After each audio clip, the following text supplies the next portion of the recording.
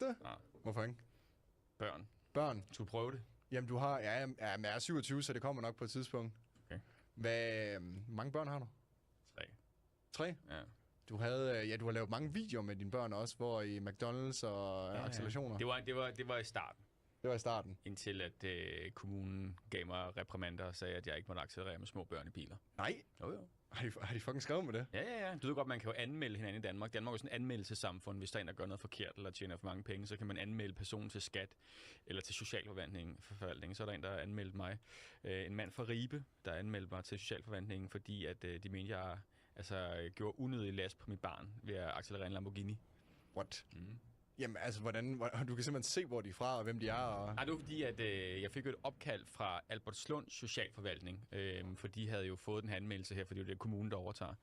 Og så var de kommet til at ved en fejl sende personens CPR-nummer og telefonnummer og adresse med, altså ham, der havde anmeldt mig fra Ribe. Ja. Ej, det var heldigt for ham måske. Jeg synes, det var meget fedt. Jeg gjorde ikke noget ved det. Jeg kunne bare se, hvem han var. Men du kørte jo ikke vanvidskørt. Det var ikke, fordi du kørte over fartgrænsen, jo. Men det er, fordi Wilhelm var måske 8 måneder på det tidspunkt der. Og så lavede vi 0-100. Og han troede, jeg sad sådan lidt, og han grinede lidt, men det kan godt se lidt farligt ud. Ja, det kan godt se lidt voldsomt ud, men altså, ja. Se videoen. Den er gået rigtig godt. Ja. Kan du huske den video? Jo, godt. Jeg har set den jo, og et eller andet sted er det jo genial markedsføring. Ja. Og det er jo også lidt det, du laver ind ved Gran Turismo. Du står jo for markedsføring, ikke? Ja, jo, det er det. Jeg var faktisk oprindeligt ansat til at være marketingansvarlig. Men det er jeg ikke så god til. Jeg kan ikke sidde og lave nyhedsbreve og lave konventionel markedsføring. Jeg får stress af det. Men det er jo også lort. Altså i 2023, det fungerer jo ikke længere. Nej, det gør det ikke. Og det fandt min chef ud af. Så nu er der blevet ansat en marketingsmand, som optager alle de opgaver, som jeg ikke kan finde ud af. Og så laver jeg bare content nu. Så det eneste, jeg laver, det er video. Men det er også det, du brænder mest for. Det jeg tror faktisk, det er det. Jeg kan ikke andet. Jeg kan ikke andet. Men Joachim Kaj Stender, vi er jo i gang nu, og fornøjelse. Det er tak, fordi jeg må komme. Fedt studie, mand. Ja, altså det er jo et, jeg leger det her. Så, det skal du ikke behøve at sige, men det er flottere end mit i hvert fald. Ja, jeg er meget glad for at være her. Ja, I har jeres eget studie ved Gran Turismo. Vi har vores eget studie inde på mit kontor, hvor vi smager på masser af alkohol og snakker om biler. Men vi smager meget lidt på alkohol, det smager bare lige, for der er ikke noget vanvidsbilisme her. Nej, ingenting. Så vi laver en gang om ugen også. Men det er ikke så succesfuldt som det her. Nej, men altså, jeres kanal på Gran Turismo er jo blevet en kæmpe succes. Jo. Ja, det er en god succes. Er det Danmarks største bilkanal nu? Det har vi været mange år. Ja. Vi har været det i 1,5 år. Og det er fordi, de andre er så pisseringe til det. Også, hvad synes du om, hvis vi tager nogen som Hiron Cars? Altså, det er ikke så ringe. Det er helt vildt, mand. Altså, for det første har halvdelen af dem været i fængsel, og for det andet er det bare udueligt. Alt er udueligt. Hvad tror du gør, som har gjort, at det virker så godt? Jeg tror, det er, fordi jeg ikke kan andet. Jeg tror, det handler om, fordi at bilen er så stor en del af mit liv, og jeg ikke kan andet. Så tror jeg bare, at det er meget ærligt. Og så er det jo ikke bare et 9-4 job, ligesom DJ heller ikke er. Jeg bruger alt mit lort på det. Altså alt, hvad jeg har af levende timer, det bliver brugt på det der. Fordi jeg er fascineret af det. Så det er ikke noget job. Jeg tror, det er det, der gør det. Det er fascination. Jeg havde lavet det, selvom jeg ikke fik penge på det. Hvornår startede din fascination for biler? Altså, hvordan det kom? Dengang jeg fandt ud af, at jeg ikke kunne andet. Simpelthen bare det. Altså, jeg har gået rigtig meget i skole. Jeg har læst meget og taget en universitetsuddannelse og sådan noget der, og det var ikke specielt interessant, synes jeg. Marketing har altid fascineret mig en lille smule, og kommunikation, ligesom det der med at få en masse mennesker til at købe noget lort bare ved at være klogere end dem. Det synes jeg er sjovt, ikke? Jo. Og så er det jo så bilen, der har været sådan, altså det, der er produktet i det, og det har jeg bare, altså... Det er bare mit liv, det der. Så det har bare været, lige fra barns ben har det bare været bilplakater og bilkort? Ja, selvfølgelig har det det. Det har altid været en fascination. Men det er svært at komme ind, og det er svært at arbejde med biler. Fordi jeg gider jo ikke sidde i et hus i Hvide Sande og sælge, jeg ved sgu ikke hvad, Volvo. Det gad jeg jo ikke, vel? Så det er svært at komme ind i branchen med mindre... Altså, hvis du ikke gider være mekaniker eller salgspersonal, så er det svært at få noget ud af det. Og det, hvis du ikke... Altså, jeg arbejdede jo i et reklamebureau faktisk, mens jeg læste, og også efter jeg læste. Og så sagde jeg, at jeg gider skulle bruge mit liv på det her. Ja, så prøvede jeg at søge ind i autobranchen. Og det var rigtig, rigtig svært, hvis du ikke har været der fra barns ben af. Så fik jeg et job hos Ford. Danmarks største Ford-forhandler, hvor jeg lavede marketing, meget konventionelt. Men Ford synes, at jeg var for syg til det der job der. Simpelthen for syg? Ja, jeg var for syg. Altså, det var fordi, men det er mere det der med, at jeg har aldrig kunne holde ud det der med bare at lave det, som alle andre laver. Så hvis du gerne vil sælge en bil, så kan du ikke bare stå og sige, at den er god. Så jeg prøver altid sådan at push the boundaries en lille smule og sige til kunderne noget, det er, at du skal ikke købe den her bil her, den er rigtig lort. Men du har købt den her bil herovre, ikke også? Og lavet nogle tests, og prøvet at gøre noget, som folk ikke var vant til.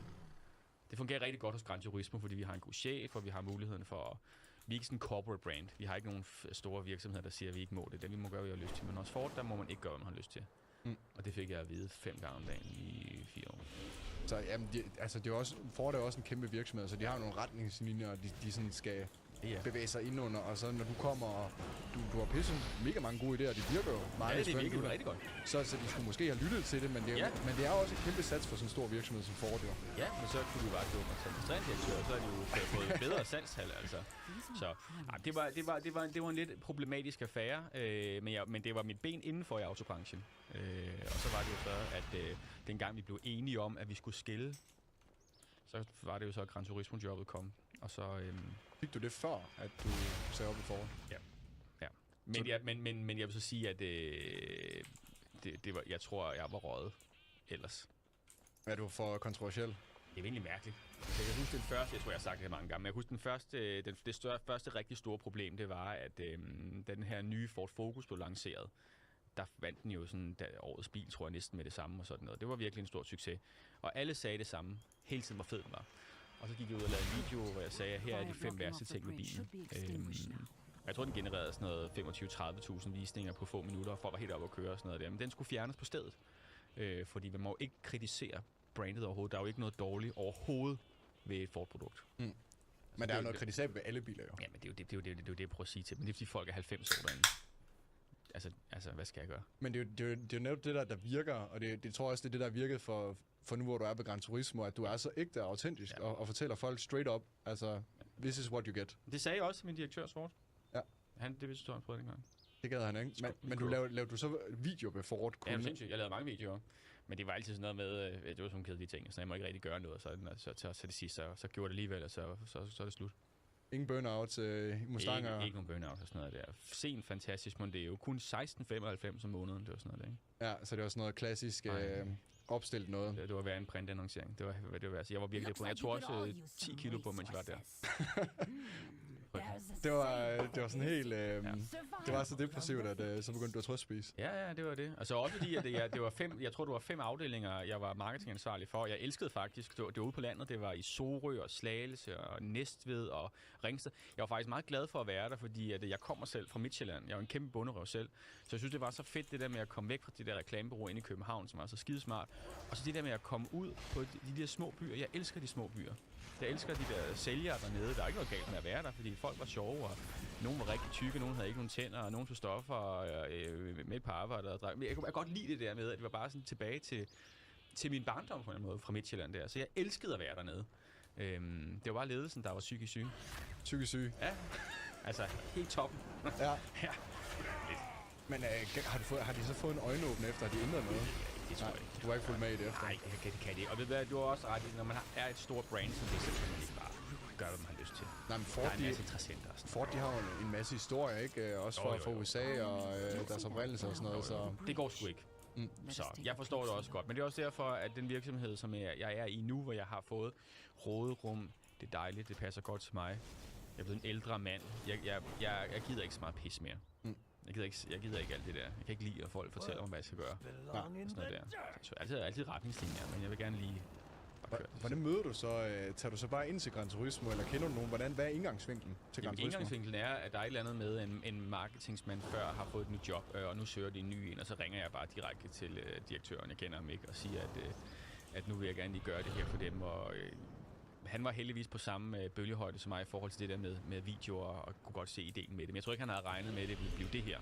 Han havde regnet med, at det var sådan en test. Nu laver vi en test af den her nye Ford Focus RS, og fortæller, hvor fed den er, og hører noget lyd og sådan noget der. Men jeg tror ikke, han var klar over, at det ville blive så stort. Det var heller ikke stort i starten, men det gik ret hurtigt fra at være få seertal til at blive Danmarks største, ikke?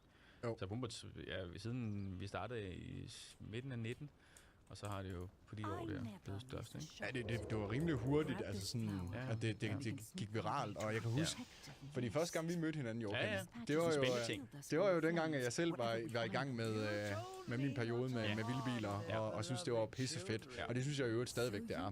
Hvad kører du så i nu? Jamen, jeg kører så i Tesla nu. Og det er sikkert, vi skal snakke om det. Men første gang vi møder hinanden, der leaser jo det C63S AMG Coupé. Det var dengang, du sagde, du var tyk. Ja. Det synes jeg ikke, du var. Jeg var tyk dengang. Og det er altså, men det var ikke så slemt. Der har været slemmere tidspunkter. Men det var en anden tid. Jeg var et anderledes menneske dengang, og meget ung jo. Jeg tror jeg var 22 eller 23, tror jeg, dengang jeg. Nu er du 27. Nu er jeg 27. Jeg synes stadig, du er lidt ung. Jeg er stadig ung, men... Men det er rigtigt, du kom og købte den der blå C63S Coupé. Fucking fed. Helt pakken, keramiske bremser, helt skidt, ikke? Jo, og jeg kan huske, at jeg fandt jeres kanal jo, og jeg kan huske, at jeg valgte at lease, altså på grund af de videoer, du lavede, og fordi jeg synes, det her det er fedt. Og så havde jeg en kammerat, der kendte lidt til jer, og så synes jeg bare, I var moderne, synes jeg, og jeg tror, I forstod min verden også, og vi kunne finde ud af noget fedt. Og så fandt vi ud af noget fedt, og så leasede jeg den bil jo. Ja. Det var, jeg kan også huske, den gik godt, den video der, fordi jeg købte bare på med 22 år eller 21 år købte bil til 3 millioner og sådan noget. Jeg har faktisk mødt folk efterfølgende, jeg blev stoppet af politiet, ikke? Hvor de så stoppede mig i bilen og sagde, det er dig inde ved Gran Turismo, ikke? Der er lige så den bil. Men det er jo det, folk tænder på. Danmark er jo sådan et jantelovsland og sådan noget. Folk kan ikke forstå, at man har råd til det og sådan noget der. Det er lidt mere med... altså folk har ikke... fordi vores kanal er så stor og sådan noget der, så er det... Imbued it with the living flame. Very flame we will infuse into the heart of their precious world tree. Iridicron entrusted us to deny the aspects their prize, not twist it into some vile abomination. Iridicron isn't here anymore. Besides, he is the one who set me free. Who begged me to drink deep of the shadow flame. He knew what was necessary to win this war. We took up arms together to free the world from the Titans' meddling. That is the war I fight. That is the victory I seek. We cannot achieve victory with our hands bound by your ideals!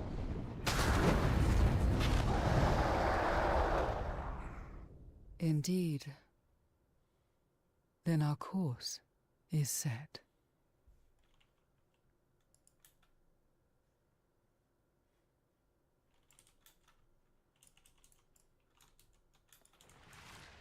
Those druids have opened portals here. We cannot return the way we came. I will hold off anything that comes through. Dispatch the Keeper quickly. Then we can escape.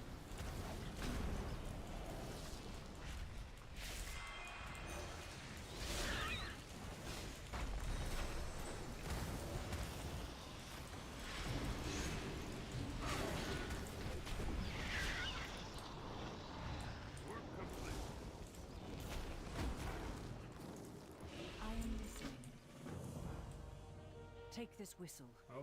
One of my hippogriffs can quickly ferry you back to Valdrakken.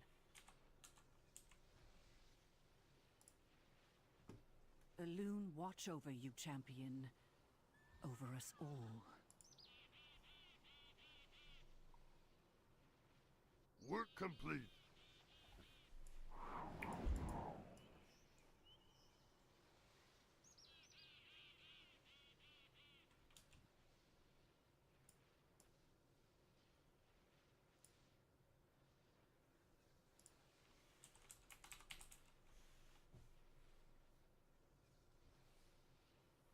How the...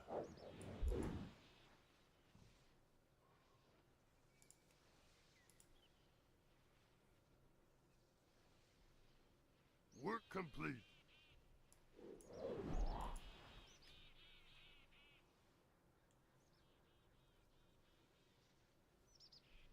Hey, what up, Clay?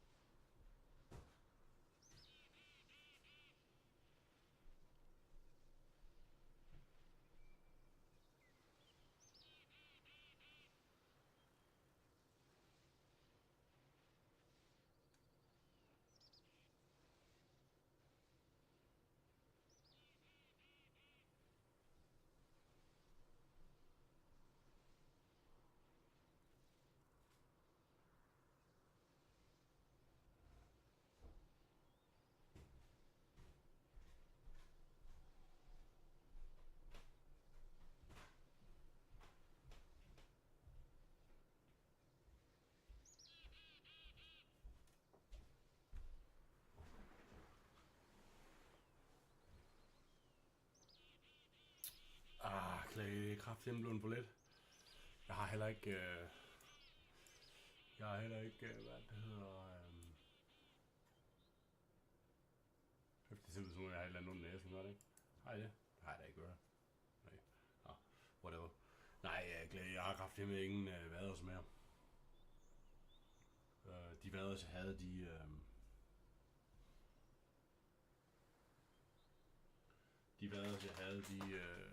de var sgu for hullet. Så de skulle røgne ud. Normalvis, så kan man jo godt, hvis man lige har en lille smule huller i, så kan man jo godt, lappe dem.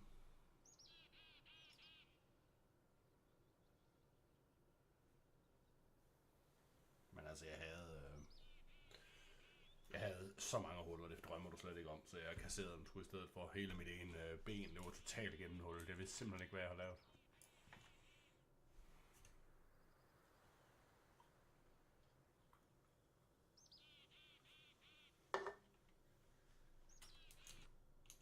Det er meget sjældent, at folk faktisk gider stille sig frem, fordi de har ikke rigtig noget at vinde på det der. Jeg fik du gjort det.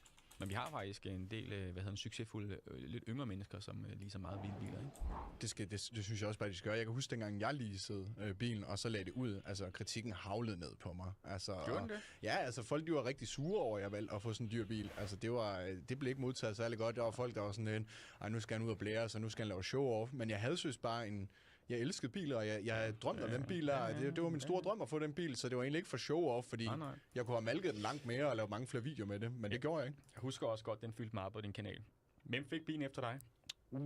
Det ved jeg ikke, det må du vide. Jeg solgte den tilbage til Gran Turismo dengang jo. Jeg tror der er aldrig blevet så mange brænder i den bil, mens du havde som nogen med Mercedes C63S. Nej. Jeg tror, du har lavet mange brænder i den. Jamen, jeg er faktisk ikke så mange. Er det rigtigt? Jeg er faktisk ikke så mange, nej. Jeg prøver faktisk at behandle den nogenlunde pænt. Jeg vil også sige, at jeg slog traction af nogle gange, og lige skulle prøve at se, hvad fanden der er det der medium, hvor man ikke slår det helt frem, men hvor den lige får lov til at skrive med bagenden. Der følte man sig i live, ikke? Og det kan man jo ikke få ved for eksempel Tesla. Altså, og det forskellen er. Nej, der er meget, du ikke kan få ved Tesla. Det skal vi ikke snakke om. Kan vi godt snakke om. Ja, jeg synes, vi skal snakke om på et tidspunkt, men det var jo sådan lidt, jeg føler lidt, at den bil, jeg havde dengang, det var grunden til, at jeg kom af med den, det var, fordi den blev for dyr til sidst, at jeg havde den. Ja. Men jeg savner den sgu egentlig, og jeg synes, altså, jeg elsker det. Jeg elsker V8 og biler, der lyder af noget. Jeg har stadig en kæmpe passion for det, men det er også bare, at det er værd, fordi det er jo penge, du brænder af. Jeg ved ikke, hvad kostede den om måneden, den der bil for dig? Jeg tror, hvis man tager samlede udgifter med reparationer og forsikring, og det hele er nok 20.000 eller sådan noget. Ja, det var dyrt. Og så havde jeg også hus og alt muligt andet samtidig, så... Ja, du må have været meget rig på det tidspunkt. Det var jeg faktisk ikke. Jeg tænkte sådan, nu får jeg den bil, og så jeg var meget loose med min økonomi. Jeg tog bare tingene, som de kom, så jeg tænkte, det skal jeg nok få råd, så jeg arbejder bare noget mere og sådan noget. Men lige pludselig så kan jeg godt mærke, at den her bil den bliver alt for dyr i længden at beholde. Ja. Og så skilte jeg mig af med den, og så fik jeg jeg fik en BMW 330i efter, som jeg købte. Den der udpulede bil der? Altså, det er en 19'er. Prøv at nu husker jeg rigtigt, at der var et eller andet med, at du købte en eller anden fuldstændig genknippet E36. Ja. Sådan Brian-lort. Lige præcis, det gjorde jeg. Det kan jeg godt huske. Ja. Det var faktisk rigtigt, for jeg synes faktisk næsten, det var federe, det der.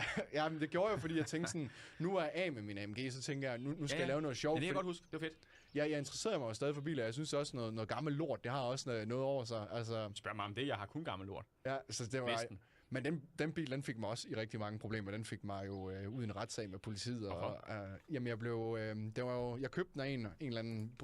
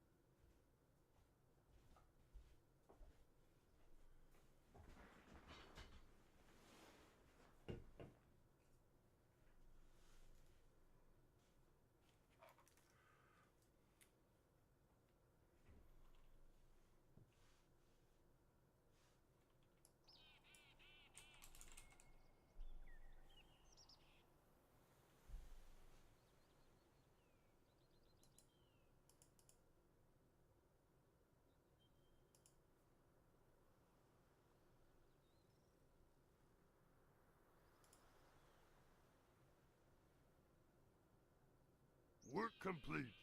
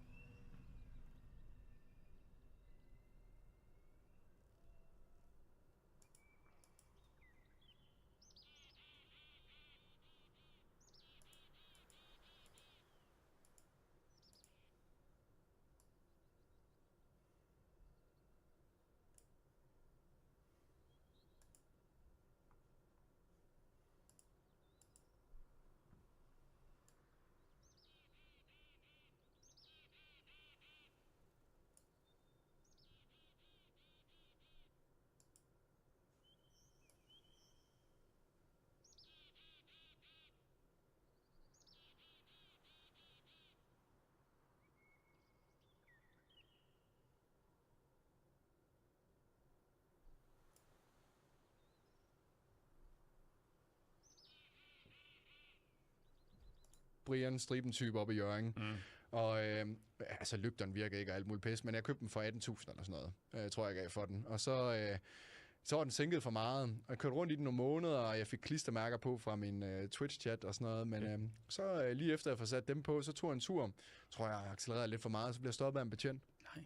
Og han var ude med målebånd med det samme, og han troede, jeg var sådan en striben-type, hvilket jeg ikke var. Jeg var ikke sådan en striben, så han satte ligesom sådan en stereotyp på mig, at han er sådan en type der.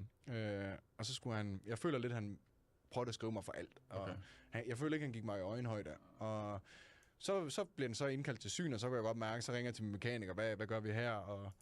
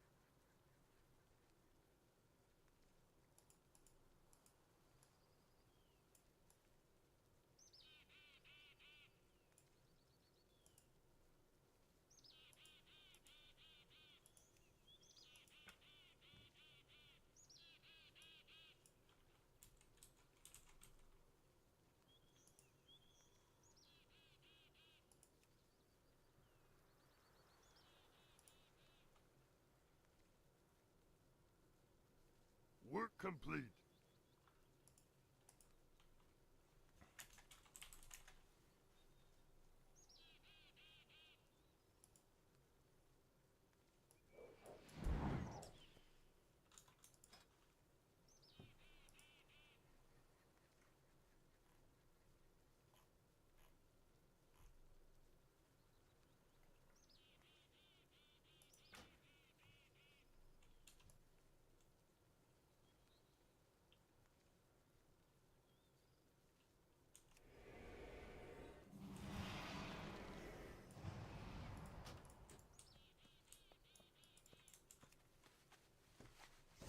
Han sagde, det vil koste nærmest en ny bil, hvis jeg skal få den hævet igen. Så jeg går så hjem og tænder min stream, og i stedet for at åbne op til, at det er mig, der har gas op for hurtigt, og det er mig, der ikke har tingene i orden, så var jeg jo så oprevet over det, fordi at jeg har lige fået klistermærker, som folk har betalt penge for, og så skulle jeg til at finde en ny bil, og det var indkaldt til syn, og så kommer jeg til at kalde ham en idiot og nogle andre ting på min stream. Og så kommer der, jeg tror det var en uge eller 2 uger efter, så bliver jeg anholdt på min adresse. Nej! Så kommer politiet hjem til mig. Og anholder dig? De anholder mig simpelthen for, at jeg har sagt det der, fordi jeg havde sådan en klipper på YouTube på det tidspunkt. Kæft. Og han har jo bare fået frit rum til at uploade alt, hvad der sker på min stream. Så han uploader så den video til YouTube, hvor jeg siger de ting. Så bliver jeg anholdt og sigtet, og smidt i destination og afhørt og hele året. Fucking kidding me. Det skete. Men jeg blev så senere hen, så går jeg jo et år og venter på at der skal afsiges dom og sådan noget. Og jeg nægter det jo, og synes, det er helt ude af proportioner. Og så bliver jeg frikendt i byretten. Kan man blive anholdt for det? Så jeg siger, at politiet suger hele tiden. Ja, jamen hvis du så... Jamen det var lidt en ballonopsending, så de prøvede lidt at se, hvor langt kan de strække den. Okay. Hvor langt kan de strække sådan en sag? Hvad kan de gøre ved sådan noget her? For det var sådan noget, der hedder respektparagrafen. De bruger lidt på bandemedlemmer og folk, der sådan... hjemmesøger politiet på deres adresser. Det er men så kommer han i byretten, bliver frikendt, så anker de den så til landsretten. Så skulle jeg så vente et år mere, og så kommer han så for landsretten, så bliver jeg endelig frikendt. Altså totalt. Ja, så det har fyldt meget af mit liv, og været en kæmpe sag, og også ligesom taget et hit på min reputation, ikke? Og været oppe i medierne og pisse lort, ikke? Jeg kan ikke huske det. Det har ikke fyldt så meget, jeg kan ikke huske det. Nej, jamen, det har fyldt meget af mit liv, men det var den BMW E36. Hvor er den E36 henne nu? Jeg solgte den til min fætter, som er professionel drifter. Så han købte den, jeg tror bare, han tog motoren ud og satte den i en anden bil eller et eller andet. Jeg kan ikke huske det, men han købte den. Jeg er jo godt klar over det. Altså, jeg er jo fanatisk E36-fan. Altså, jeg har haft 6. Jeg har en selv nu. Du har en selv nu? Jeg har sgu en nu. En 318 IS Injection Sport.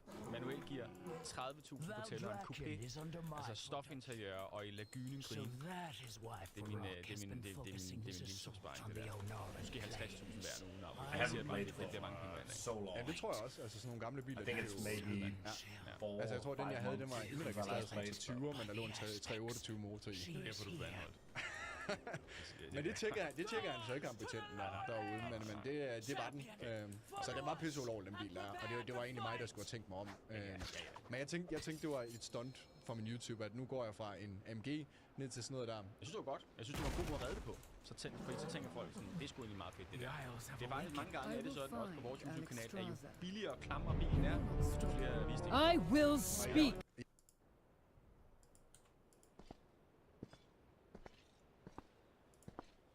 Then speak. No doubt you are aware of what my brother is after. Every gateway to the Emerald Dream has been secured, and is well defended. It is not a gate he seeks. With the Druids of the Flame at his side, Farak will tear his way into that realm, and march his forces upon the World Tree. His forces? They will fail. This World Tree will not be burned. Burn it? He comes to claim it. To twist its pure heart into a mirror of what his own has become. Cruel, blazing with insatiable malice, and wreathed in shadow. I cannot stand with him. He is my brother no more. Fear enough. Do what you will with this knowledge. Farewell, Alexstrasza. Stand with us. Why would I do that? Because you are a protector of this world. And you do not want to see it burn. Please, hear me now. I failed you before. I failed our people. Yes, you did. I will not fail them I don't know. again. I feel like Blizzard Stand cinematics with are not us, as good as Viranoth, back in the day. for all dragonkind.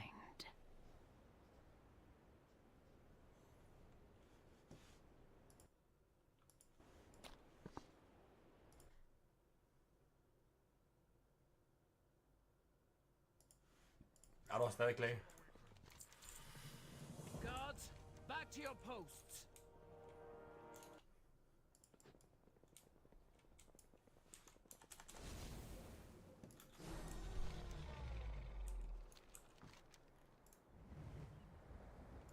Men var det alle de quests, der var? Oh.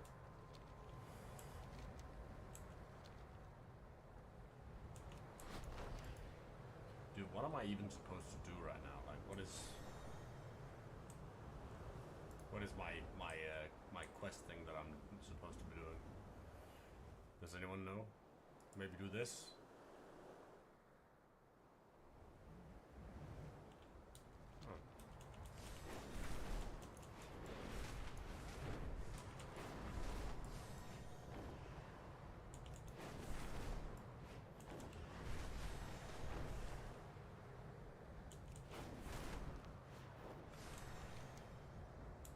Play? I don't...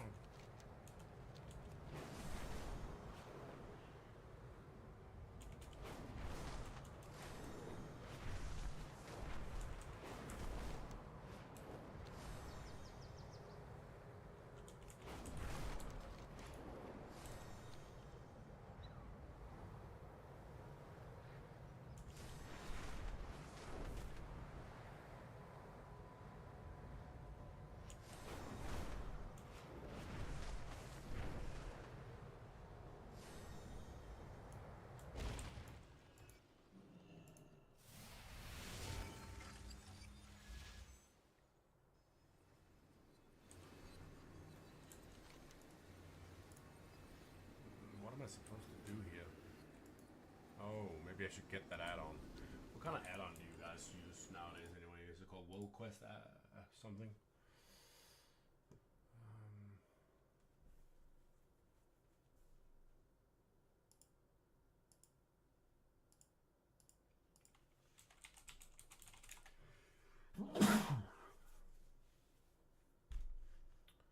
World Quest Tracker. World Quest List. I think it... World Quest List is probably the one that I usually use, right? Let's check. Nope. It's probably Tracker then.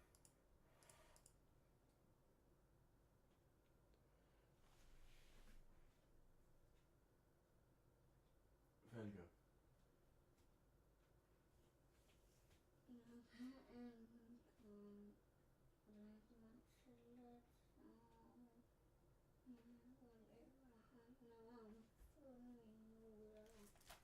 Hvad siger du?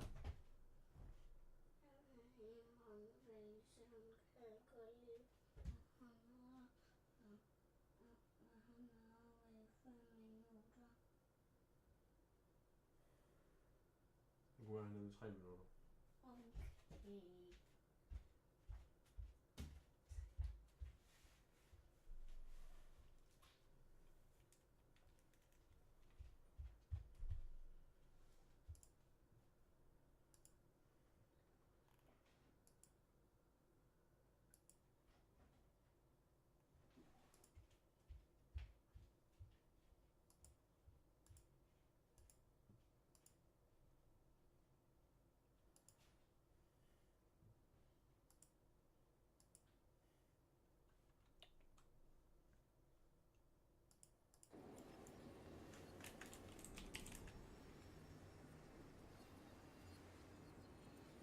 Work complete.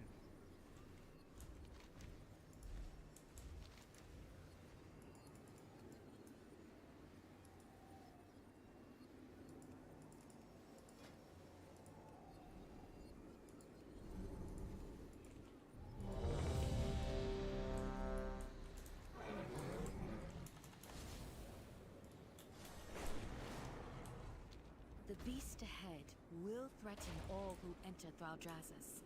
If not stopped, aid us in this fight.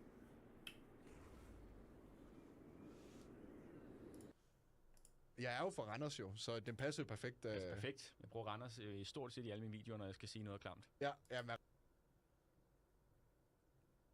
jamen, jeg kører så i Tesla nu. Gud. Så kommer jeg til så vil jeg hele tiden have sportsmå på. Så er det noget af. Så synes jeg det er, fordi der er jo lyd med, og så jeg føler ikke, man kan sammenligne de to biler. Mere farligt. Altså, min bil har trods alt 5 euro indkabsskærner og 20 airbags, så jeg ved ikke hvad, ikke? Så jeg vil sige, jeg gider ikke ind på en tankstation, hvor folk står og glor på mig. Landcruiseren koster mere end en X5'er. Sagsøger. Det er fuldstændig vanvittigt, de kan gøre, når du har købt bilen. Det er helt fuck, det der. Min yndlings-YouTuber er ham, der hedder Whistling Diesel. Du kender ham måske godt. Han lige købt en Ferrari. Hvad fanden har han købt? Er det en... jeg hænger huske, hvad det er. Er det en 488 eller lidt nyere?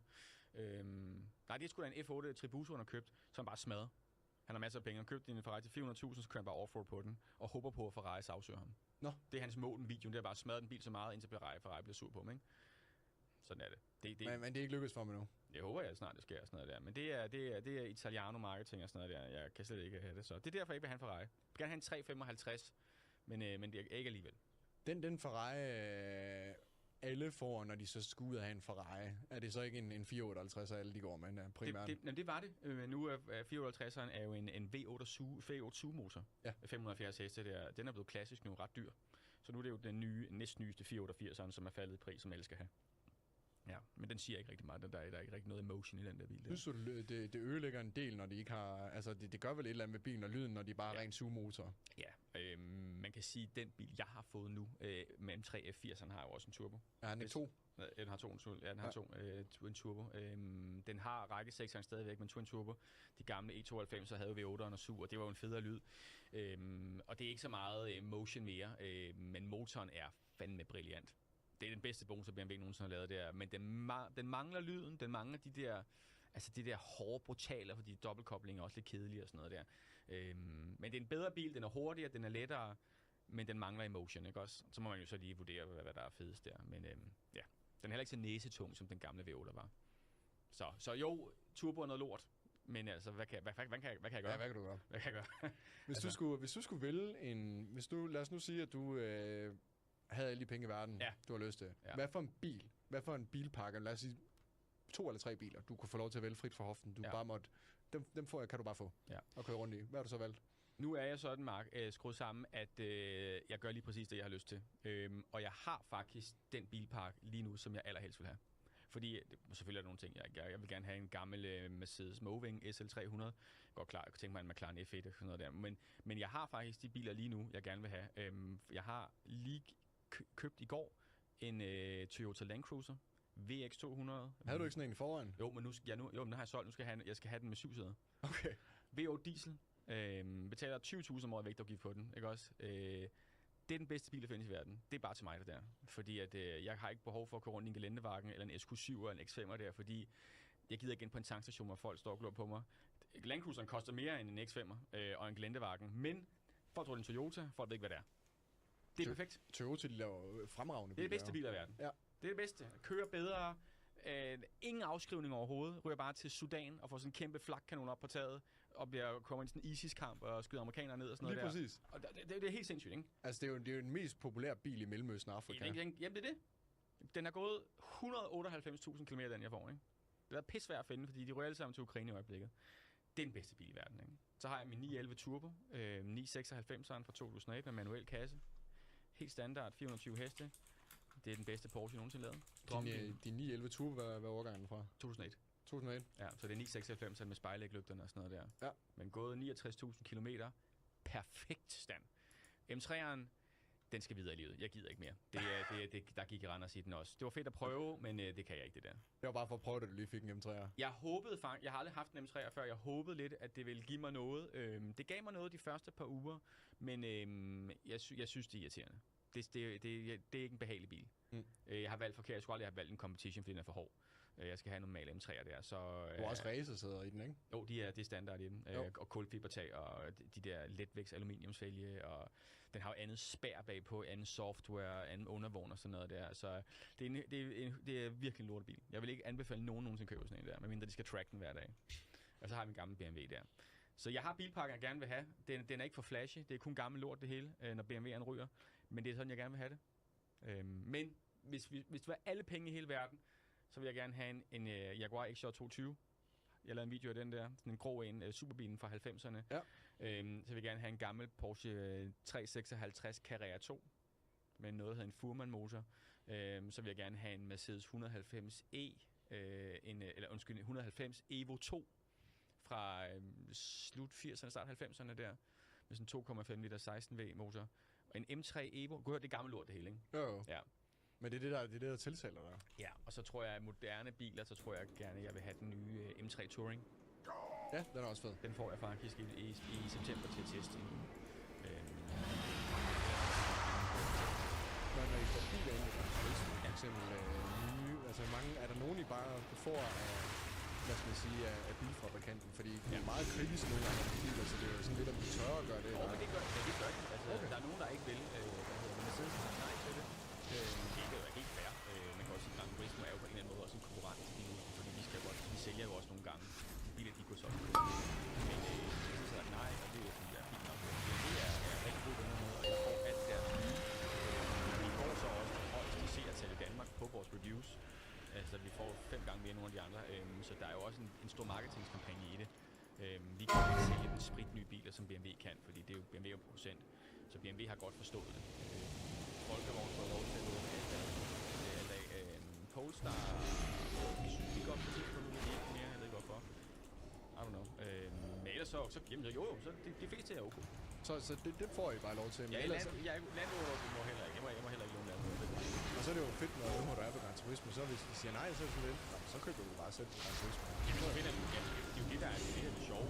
Fordi, altså, jeg finder jo bare en. Der var en, jeg ikke måtte låne, den anden nogen stor svær motorvejen deroppe. Jeg finder, det er bare lidt mere, det tager længere tid for mig at køre ind et sted og finde den, så jeg kan låne alle de der vel. Ja, fordi du kan også bare skrive en story på Instagram eller et eller andet, og så er nogen, der har den der bil, jeg kan låne, så får du lov til det. Det er bare lidt mere fokuseret, men det sker jo ikke. Ja, du har jo det der vil, ikke? Du kan næsten prøve alle de biler, du har lyst til. Altså, der er ikke.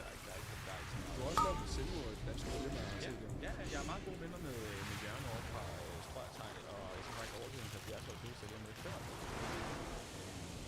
Og der er han nok lige købt per gang, så jeg håber lidt, at jeg kan få til at lave noget flere. Han har jo 300 biler, som er det fedeste i verden. Ham, der er Selvo? Nej, ham der har Strøgtegn, ham der også har Selvo. Okay, ja.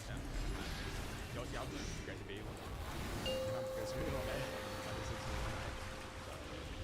Han er rigtig god af det. Nu hvor du nævner Bugatti, hvad synes du om, at det nu hedder Bugatti Rimac? Hedder det ikke Rimac? Rimac eller hvad? Ja, men det er fint. Det er jo et kroatisk selskab, det er jo Folkevogn, der har købt ud fra. Ja, koncernen, ja. Ja, præcis. Jamen, jeg synes, det er fint. Altså, de er jo rimelig syge, de laver dernede. Så det er jo ikke bare sådan en stangvare.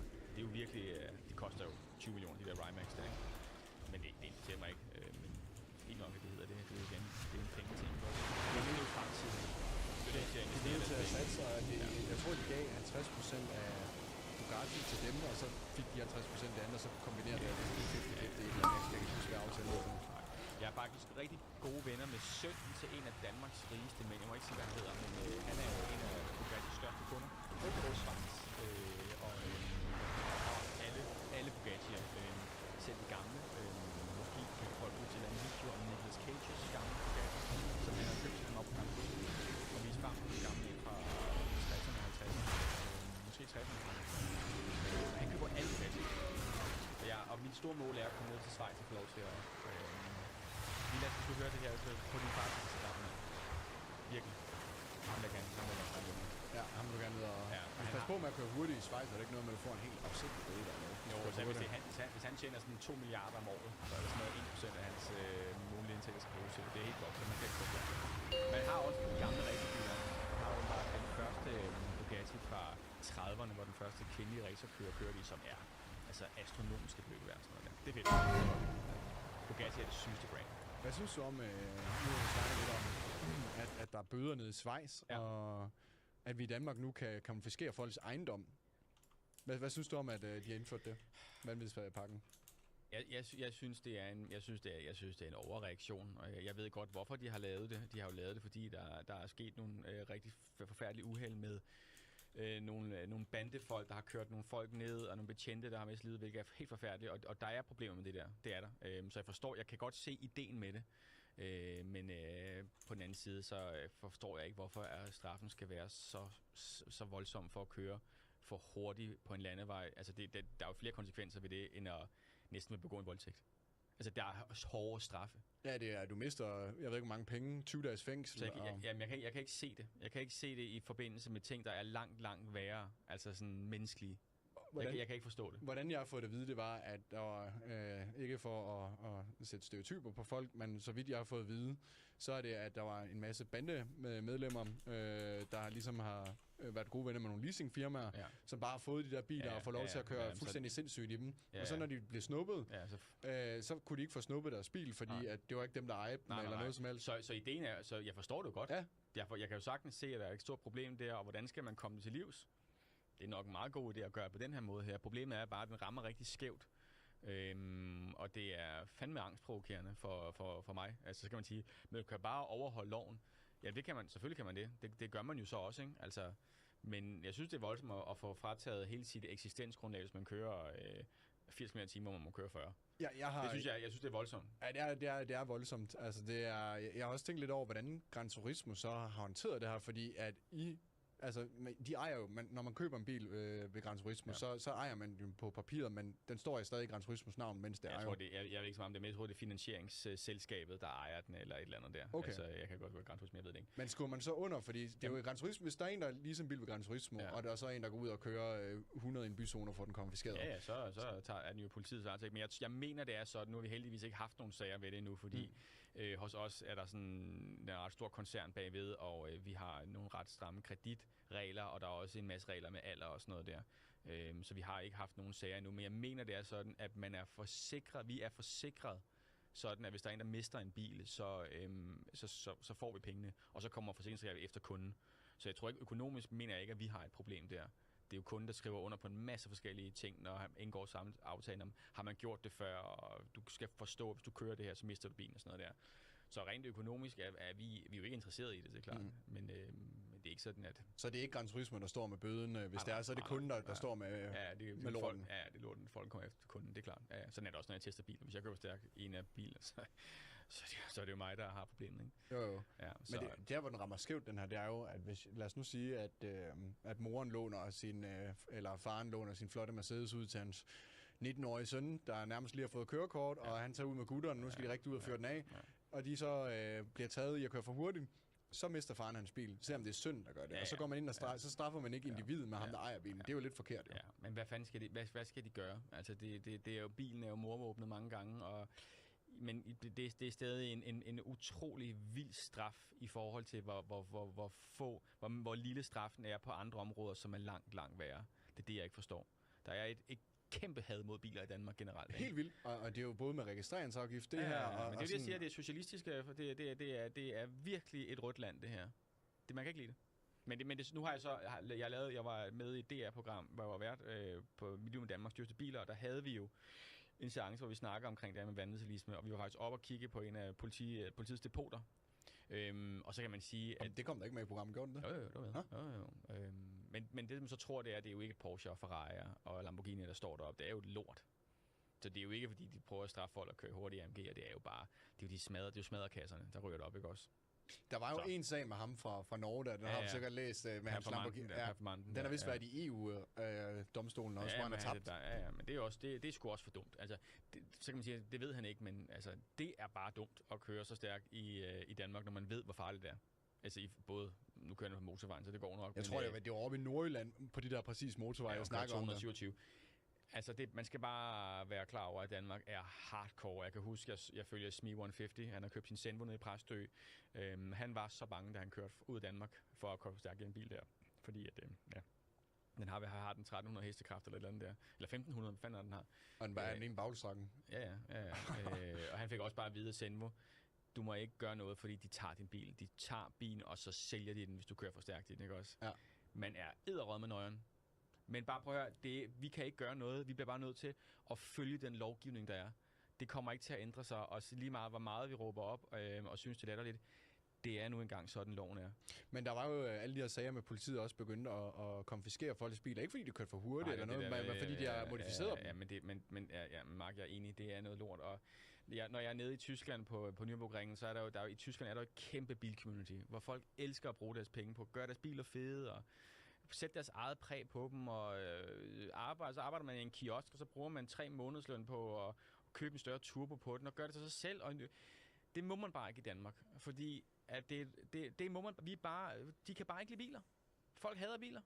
Jeg forstår det virkelig ikke. Nej, det gør jeg heller ikke. Jeg kan ikke forstå, at man har det der had til biler. Man skal også huske på, at mange af de mennesker, som det her, de går ud over dem, der har ligesom modificeret deres biler. Det er jo hele deres liv. Altså, det er jo hele deres eksistensgrundlag. Jeg er helt enig. Jeg synes, oprigtigt, jeg synes, det er meget, meget trist. Det er ikke et fedt land at leve i, når det er der. Og jeg ved ikke, hvor politiet er så sur over det der. Jeg kan ikke forstå, hvorfor man ikke vil have en klistermærke i roden, eller have et par store fælge på og sådan noget der. De siger, at det er sikkerhed, det hele. Altså, jeg ved det ikke. Jeg synes bare, det er sørgeligt. Jeg synes, det er rigtig sørgeligt. Altså, men igen, man må bare følge den lovgivning. Altså, der er jo ikke så meget at gøre. Det nytter jo ikke noget, man. Det er jo dig, der ryger i fængsel. Men det er bare ærgerligt. Flyt til Tyskland, flyt til Sverige. Modificer din bil i Tyskland der. Men det er også derfor, at bilcommunity i Danmark er så begrænset. Og træffene er så små, fordi at folk er bange for at få taget der biler, når de kører ud og vise den frem og sådan noget der. Det er bare noget rigtig lort. Og lige præcis det, du nævner der, til den nuværende DHB, der lige har været. Min fætter, han var dernede, og han er jo professionel drifter. Han lavede jeg kan huske, han lavede et Facebook-opslag, hvor han snakkede i 6 minutter om, fordi han er jo både til events i Norge og Sverige, og Tyskland. Han sammenlignede dem alle sammen, hvordan politiet var til de der events der. Og han sagde, at han aldrig oplevede noget lignende med politiets indsats dernede, at de bare tager alle ind, og der er så lang kø, hvor i Norge og Sverige, der får du bare, tjekker de bare hurtigt, når du får lov til at køre videre. Og det er fuldstændig anderledes i Danmark. Hvem er politikeren, tror du, der har været inde over det her? Det er jo bare Socialdemokratiet, altså det er jo bare det. Altså men i Sverige er jo også et billand, for fanden. De laver jo Saab, de laver Scania, de laver Volvo, som det ikke sammen. Men altså, de laver jo alt. Koenigsegg, mand. Det er folkefærdet i Sverige elsker deres biler. Og det gør politikerne også. De får lov til det, og i Norge er det også, der folk bare pisse mange penge og sådan noget der. Men i Danmark, jeg tror, at Danmark er det land i verden, udover måske Sudan, som er mest nederen at leve i, hvis man er glad for biler. Og det er latterligt. Altså, det er latterligt. Jeg hader det også. Jeg hader at bo i Danmark. Jeg hader Danmark. Det gør jeg sgu da. Det må ikke noget. Jamen, især fordi du er meget...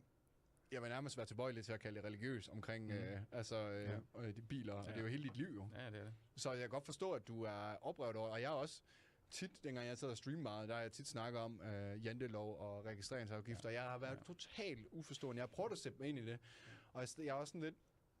Hvis man nu fjerner registreringsafgifter, jeg snakker med Lars Bøje om det, han var også imod det. Han sagde, at jeg tror, det er under 2% af vores BNP, der så vil ryge, eller et eller andet, hvis man fjerner registreringsafgiften på alle biler. Altså det er... Og så skal man huske på, at der kommer også mere vækst ind til landet. Der kunne være, at der er flere bilfabrikanter, der vil flytte til. Det vil være, at der er nogen, der vil starte bilfirma i Danmark. Der kan ske så mange fede ting. Ja. Og bare et andet eksempel. Vi skulle have holdt Formel 1 i Danmark. Men, og der var vist nogle socialdemokrater, der sagde, at vi skal kun holde cykelløb her. Ja, det var borgmesteren, der blev taget for at tage en på røven på en bar. Det var ham, der sad i borgerrepræsentation på det tidspunkt. Frank. Så det var ham, der sagde nej til Formel 1? Det var ham, der var de Socialdemokraterne har smadret alt i vores land. Rigtigt. Jeg tror ikke, det hjælper noget, hvis der kommer nogle andre til. Jeg tror, det er bare sådan der. Ja, men der er jo så andre ting, der er jo en grund til, at de får så mange stemmer. Det er jo, fordi de går ind og giver noget tilbage til andre folk, jo. Altså, så er det jo den der fordeling der. Hvad er vigtigst? De skuldre skal bære det hele. Ja. Det er jo nede i Tyskland, der er det jo sådan, at der går de meget op i biler, men der er det så for eksempel meget dyre for et hus, hvor i Danmark er det meget favoriseret med husejere, men biler, der er der så et kæmpe slag på. Jeg havde helt klart selv valgt et land, hvor jeg selv måtte bestemme, hvad jeg bruger mine penge på. Det ville være rigtig fedt. Hvis jeg gerne vil have, at mine børn skal gå på en god skole, så betaler jeg bare for det. Eller hvis jeg gerne vil have en god læge, vil jeg bare for det. Hvis jeg gerne vil have en fed bil, så skal jeg selv bestemme det. Ikke? Og sådan noget. Altså, det er Danmark, der er der ikke mulighed for noget som helst. Du er meget liberalt anlagt. Ja, det må man sige. Ja, jeg stemmer ikke liberalt, fordi at, de har nogle mærkelige syn på folkekirken. Men udover det, så synes jeg, det er fint. Er du kristen? Jeg er kristen, ja. Fordi din far, han er jo præst. Han er præst, og det var min farfar også. Og begge mine fars brødre er præster, og jeg har selv læst teologi også. Ja. Så er det meget sjovt, synes jeg, at de jo også er meget religiøse. Så er du så bare, du er også religiøs, men du er så bare religiøs med biler. Så har du ligesom brudt den sociale arv bare med biler i stedet. Jo, selvfølgelig er jeg religiøs og sådan noget. Jeg tror da også på Gud, men altså, jeg tror ikke, man får så mange YouTube-views og snakke om tro. Det går godt med, at Rasmus Brohave sidder der og drikker vand og snakker om Gud og sådan noget der, men jeg vil ikke kunne gøre det i hvert fald. Det er lige meget. Altså, men tro fylder jo ikke vanvittigt meget i mit liv, men selvfølgelig tror jeg, at det er sådan, jeg optræder, og det er også det, jeg mener er den rigtige måde at gøre det på. Hvordan tror du så, når har din far sådan sagt, du også skal være præst, når du var barn? Nej, slet ikke. Jeg synes bare, det er et spændende job, fordi at du beskæftiger dig med elementer i andre menneskers tilværelse, som er lidt mere givende end at accelerere i en BMW M3, ikke også? Det er lidt mere spændende og lidt mere meningsfuldt, og så er det også meget, det er traditionsrigt arbejde. Folkekirken eller kirken har været, altså er grundfundamentet i vores kultur, altså vores folkekirke, det er hele grunden til, at Danmark er, som Danmark er. Det er en institution, som er anderledes end alle andre institutioner. Så det vil jeg gerne støtte, og jeg vil gerne være en del af den, for jeg synes, at den kan så meget godt, som der er ikke så meget andet, der kan. Ja, for du kan rigtig godt, altså det er jo også det, jeg ser med biler, at biler er også kultur for dig. Og det er jeg føler, at kultur og historie og sådan noget, det fylder rigtig meget. Ja, det gør det. Det gør det. Og det er vel ikke kun biler, du har vel andre interesser også med? Jo, altså det har jeg. Altså jeg er meget interesseret i gamle huse, altså det er meget stenet. Jeg er meget interesseret i historie og kultur og sådan noget der, og Danmarks historie og Tysklands historie også. Og du bruger det også som elementer i din video, har jeg lagt mærke til. Jo, og det er super spændende. Altså det skal du fortsætte med. Ja, men jeg synes, det er spændende i hvert fald også at få give folk en eller anden forståelse for, altså en forståelse for, hvorfor vi kan tale, som vi gør i dag og sådan noget der. Give dem lidt baggrundsinfo på vores verden og sådan noget der. Så det er jeg har en stor interesse ud over bilen, ja. Har du været i problemer, sådan reelle problemer med Gran Turismo? Fordi jeg har set nogle af videoer, hvor du har sagt, at ledelsen har været lidt efter dig med, fordi du har kritiseret bilen til at starte med. Har der været? Jo, det har der. Det har der været. Altså, hvad hedder det nu? Det er klart, når man skal have succes, som vi har, så bliver man også nødt til en gang imellem at gøre nogle ting, som er lidt problematiske. Du får ikke succes ved at sidde og please alle mennesker. Du er til at få noget. Altså få noget negativt. Nødt til at gå ud over grænsen, ikke? Det bliver man nødt til. Og når du taler til så mange mennesker, så er der nogen, der er uenige, og det er der tit, ikke? Og det har der også været på firmaet. Men jeg har taget nogle chancer, og så rettet mig ind også. I forhold til, for eksempel, vi er jo ejet af noget, der hedder Autocentralen, som har 70% af aktiemajoriteten i Gran Turismo. Og det er jo Danmarks største forhandler af folkevogn og sådan noget der. Jeg kan jo ikke gå ud og sige, at folkevogn er et nazistmærke. Nej, men det har du jo gjort. Ja, du har lavet nogle jokes. Ja, det har lavet nogle jokes. Men altså, jeg kan jo ikke gå ud og sige, at alle deres biler er dårlige, vel? Nej. Så vi har en eller anden dialog omkring, når der kommer noget fra deres mærker. Det er klart, at de skal have lov til at være inde over og lige se, om det er ok og sådan noget der. Og så må jeg prøve at... Men altså, det er jo fair nok. Du laver stadig, jeg har lige set den nye, du har lavet med Folkevogns i det Boss, hvor du kører meget på, det er en hashvogn, hvilket det er et eller andet sted, der er jo noget kultur og historie med hash, jo. Det er klart og sådan noget der. Men det skal jo også, altså jeg synes aldrig nogensinde, jeg har været uretfærdig over for ting, hvis jeg skal, altså for jeg ved godt, at for eksempel ham Fisker der, Henrik Fiskers nye Ocean der, er jo en stor sats for ham, og vi har mange visninger, den video kommer over 100.000 visninger. Det er mange danskere, der sidder og ser det, fordi det er på dansk, det vil sige, det er hovedsageligt nok alle de danskere, der er bilinteresserede. Det er også nederen, hvis jeg går ud og bare siger, at det her er det værste lort i verden, uden egentlig at binde det op på noget. Jeg vil ikke være unfair. Hvor gerne prøve at være en lille smule, nuanceret og det er det, jeg prøver på, ikke også? Fordi jeg prøver at være fair. Hvis bilen er lort, så siger jeg det virkelig også. Men hvis det ikke er det, så synes jeg også, at den skal have den ros der. Fordi man skal være fair. Man har også et ansvar over for de folk, der sidder og har lagt hele deres liv i det der, synes jeg. Ja, altså det er jo fucking meget. Altså jeg tror ikke, folk ved, hvor meget arbejde der ligger i at designe og skabe en bil fra bunden. Altså jeg har også fulgt lidt med i Henrik Fisker og hans eventyr med det. Altså det er jo sindssygt sats. Ja. Det er også derfor, at meget af den bil er noget lort, men der er også nogle gode ting. Og det må han bare gøre det bedre næste gang. Du nævner i alle videoer nærmest, er der noget negativt, men det er også det, folk de gerne vil høre, og så kommer alt det positive så efter. Ja. Som jeg siger, så er jeg ligesom en læge. Alle de andre biljournalister der er jo sådan lidt bundet op på, for eksempel Bilmagasinet kan jo ikke rigtig gå ud og tillade sig at være negative over for producenterne, fordi hvis de er det, så gør producenterne bare sådan her, fuck af, så skal du ikke låne min bil mere. Så kan du tage Tyskland, det gider de jo ikke. Så jeg er ligesom en læge, altså jeg siger altid sandheden. Du har kræft, du skal dø. Du har 3 år tilbage at leve i. Det er jo ikke fedt at sige, at du kan leve 20 år, så det er fint, du køber. Jeg bliver nødt til at være ærlig over for folk også. Det er det. Og det synes jeg er igennem mine reviews, det er, at folk ved, hvad de får, når de ser mig, fordi jeg har ikke det samme ansvar, som de har. Jeg kan være mere ærlig. Ja, fordi du står lidt som om, du begynder at stå med hammeren nu. At det ligesom er dig til forhandlinger sådan, jamen I kan ikke undvære mig, jeg har brug for det her review.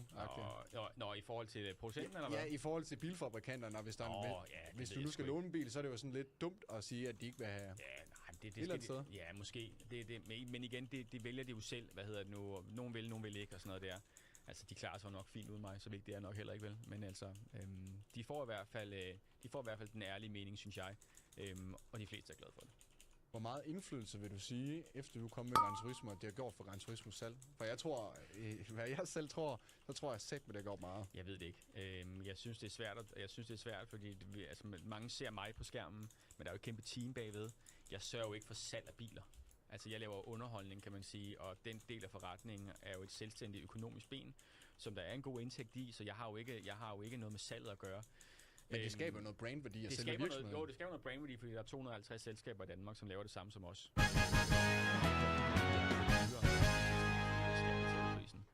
Så man kan være den, der har det største brand, og dem, der har det største brand, de fylder mest, og fordi man kan det samme alle sammen, så vælger folk også. Men jeg vil ikke tage æren for det hele, og det kan jeg heller ikke gøre, fordi der er fandme langt fra at lave en video, til der så kommer salg i butikken. Det er jo folk, sælgerne skal håndtere salg og sådan noget der. Så det synes jeg er svært. Men det må have noget, jeg tænker, det må have noget enormt brandværdi. Jeg tænker, at hvis du lige pludselig ikke er ved Gran Turismo længere, og du så smutter over til en konkurrent, så tror jeg, at de får noget ekstra salg ud af det. Altså, så får de noget ekstra boost til deres virksomhed. Så jeg ser det, som om du har en enorm værdi hos Gran Turismo. Måske. Og jeg kunne jo i og for sig også godt, jeg kunne sagtens lave det her selv. Der er jo ikke nogen hemmelighed i, at altså, mit brand er bygget op gennem den her kanal her. Det er jo ikke mig, der ejer kanalen, det er jo Gran Turismo. Så den dag, jeg gider være der med, de gider have mig mere, så er YouTube-kanalen jo deres. Men det er jo meget mig, kan man sige, så det er jo lidt problematisk. Ja, hvis du starter en ny kanal op, der hedder Joachim Stender, eller Stenders Garage, eller whatever, ikke også? Så vil den nu kunne få mange følger med det samme, fordi vi vil flytte over. Men altså på den anden side er det også meget rart, det der med, at man er en solid virksomhed med nogle gode mennesker, og YouTube er jo meget med sponsorater, vi har mange sponsorer på og sådan noget der. At jeg ikke skal sidde og bruge tid på det pis der, og skulle sidde op med kontrakter og sådan noget der, og jeg bare kan lave mine videoer og være glad for bilen og få en god løn for det, det er faktisk rigtig rart for mig. Det er meget anstrengende at gå ud og være selvstændig med det her, og så være afhængig af alle mulige ting der. Det kommer ikke til at ske lige nu i hvert fald. Det gider jeg ikke. Altså, hvis BBC ringer fra London og siger, om det, så kan det godt være, at jeg er vært på det program der, men lige nu er jeg i hvert fald rigtig glad for at være der. Har du en ejerandel i Gran Turismo? Ja, jeg er partner, ja. Okay. Ja.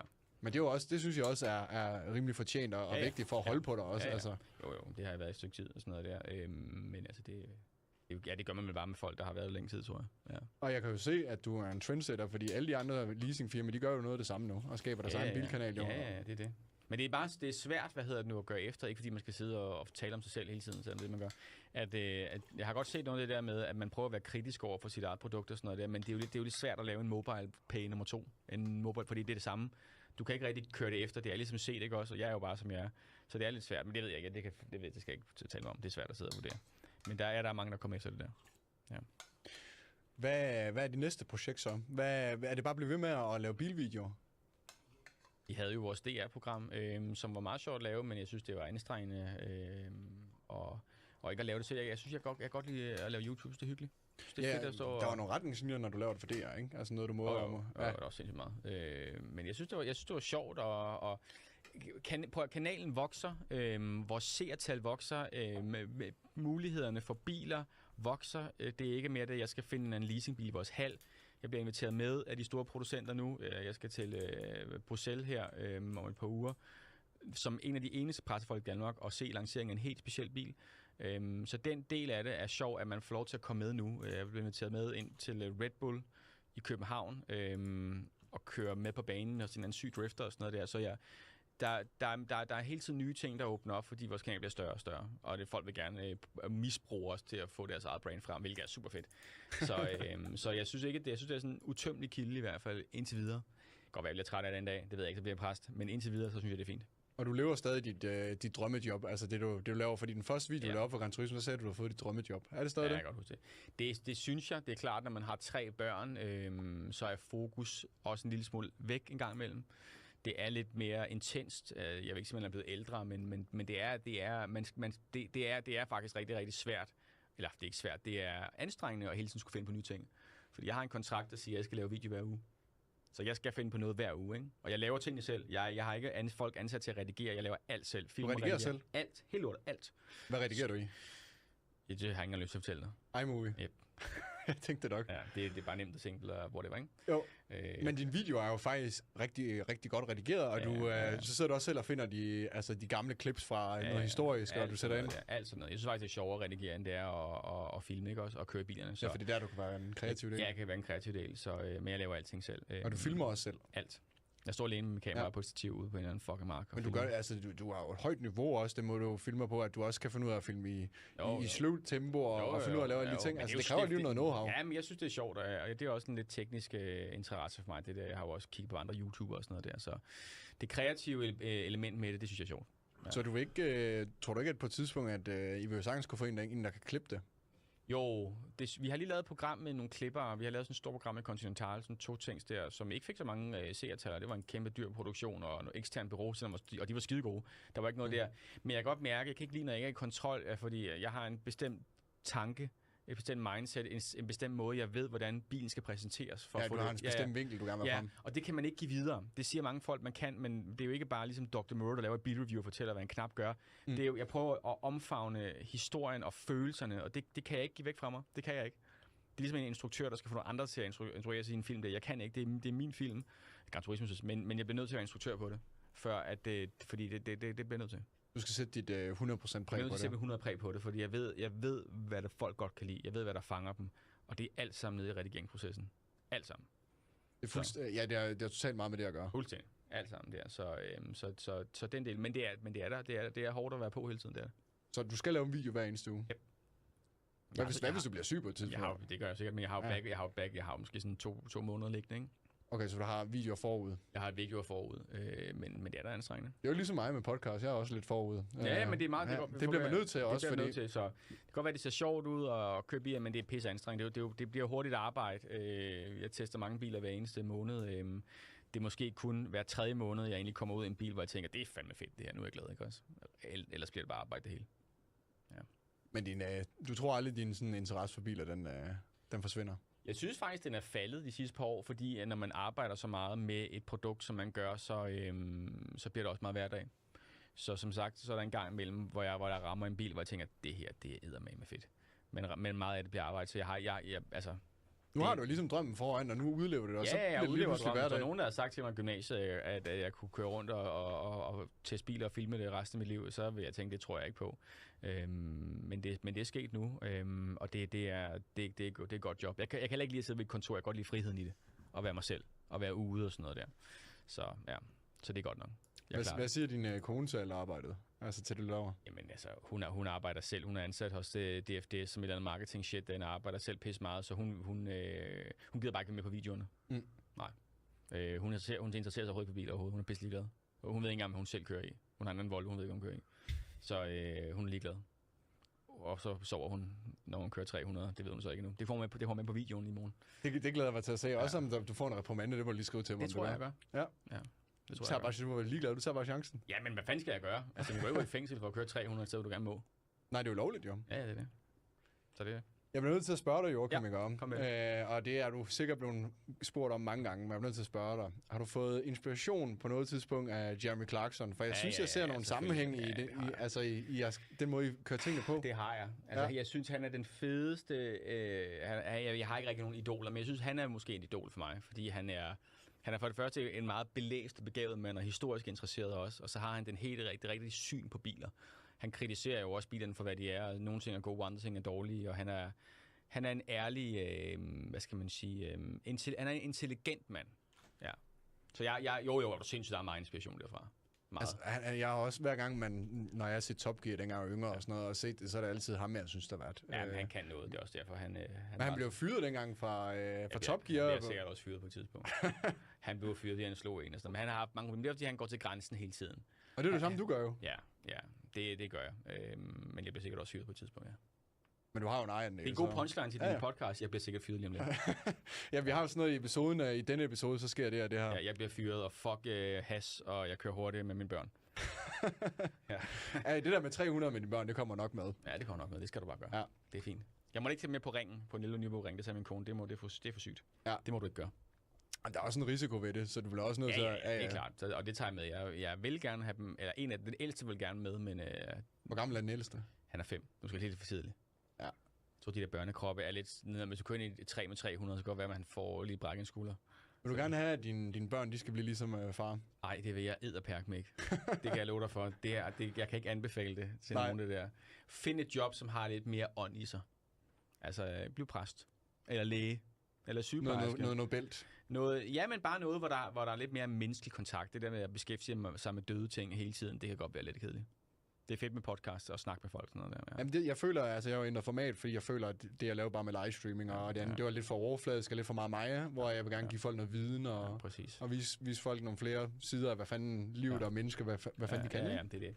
Så få et job, som er lidt mere respekteret. Jeg vil sige, at at være YouTuber, hvis det kan man godt kalde det, er måske ikke så respekteret faktisk. Det er blevet mere respekteret de her dage. Ja, men jeg kan godt mærke, at der er men nu er jeg ikke sådan en type, som søger det der kendis, eller sidder derinde men jeg kan fandme godt mærke, at der er mange, der ved, hvad man er, ikke? Altså, hvordan er det egentlig at gå for det? Det synes jeg synes, det er fedt. Altså, eller fedt ved jeg ikke, om jeg synes, det er, men jeg synes, det er dejligt, at der er folk, der ser med. Og jeg er glad for det. Virkelig. Altså, der er virkelig mange, jeg tror, at man bliver stoppet hver dag og bliver spurgt om. Der er virkelig mange, og det synes jeg er utroligt for et lille land. Med en mand, der snakker om biler, ikke? Men vi er bare ikke flere, og der er ikke rigtig så mange andre bilkanaler. Ja, jeg har set communityen på det kommentarfelt også, at folk de kan virkelig godt lide det løber, og det er dejligt, og det sætter jeg også virkelig stor pris på, at uden dem havde det jo været ligegyldigt. Jeg husker dengang, jeg kom til Gran Turismo første gang, og der spurgte du mig sådan bag ved kameraet, om jeg forstod humoren og den måde, du fremfører. Ja, det gjorde du. Så det var sådan lige med, og jeg fortalte, at jeg synes, det var fedt, og jeg forstod det godt. Det var dengang, jeg spurgte folk om sådan noget. Ja. Det gør jeg ikke mere. Nej, nu er det jo rimelig secure. Nu kan du se, det virker, ikke? Jo, præcis. Altså, en gang imellem skal man lige greje den lidt. Altså, der er nogen, der ikke forstår det helt. Så er det fedt at bare filme deres reaktion. Så bare provokere dem med. Men jeg synes, det er spændende alt det her med, hvad folk også vælger af jobs nu, fordi der ser en trend med unge, især på grund af TikTok og andre ting. Alle folk vil jo være influencer og selvstændige nu. Det er jo en hel trend. Ja, det er noget lort. Det kan de jo ikke være. Nej. Der kan jo ikke være for mange, der er jo for mange af dem så. Jamen, og jeg har tit svindet det til at være influencer, selvom jeg egentlig selv er det. Fordi jeg er sådan lidt, at der er ikke brug for flere influencer, der er brug for flere, der har et seriøst arbejde og laver noget seriøst i samfundet. Fordi alle ved det samme, ikke også? Der er ikke nogen folk til at køre lastbil, eller arbejde i en kantine, eller gøre rent på et lokum, som er helt normale arbejdsjobs. Men folk vil jo tjene 1 million kroner om måneden og være influencer, så være smart og sådan noget der. Sådan er det jo ikke. Mm. Det er de få, det kan ikke lade sig gøre. Det kan ikke lade det før, og det er heller ikke særlig fedt. Hvad synes du om det, et medie som TikTok? Det er fucking deprimerende, og jeg hader det. Og jeg bruger det faktisk lidt selv. Altså, jeg har det ikke selv, men jeg har det på firmaet, ikke?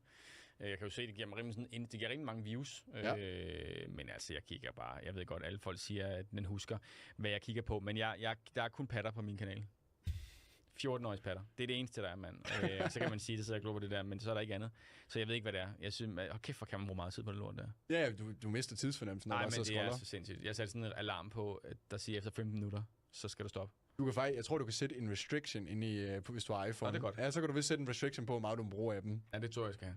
Så slå den fra også igen, ikke? Jo, du kan gøre alt muligt. Ja. Nej, jeg ved det ikke. Det er jo endnu et nyt medie, men jeg synes bare, det er lidt mere neurotisk og lidt mere sådan, altså det holder fast i en mere end noget andet.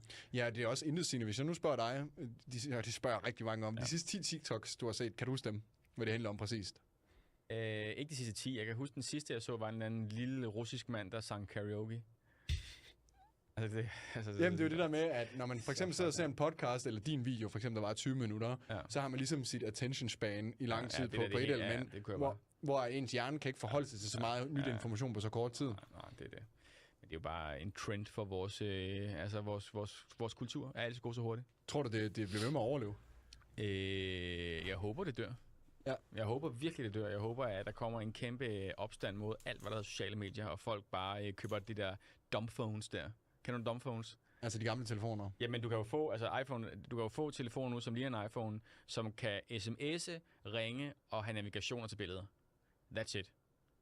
Ikke alt det andet der. Nej, men det er jo et frivilligt valg, at man installerer alt det lort der. Jeg ved det godt, det godt, men jeg gad godt have sådan en telefon der, fordi jeg bruger eddermame meget tid på det lort der.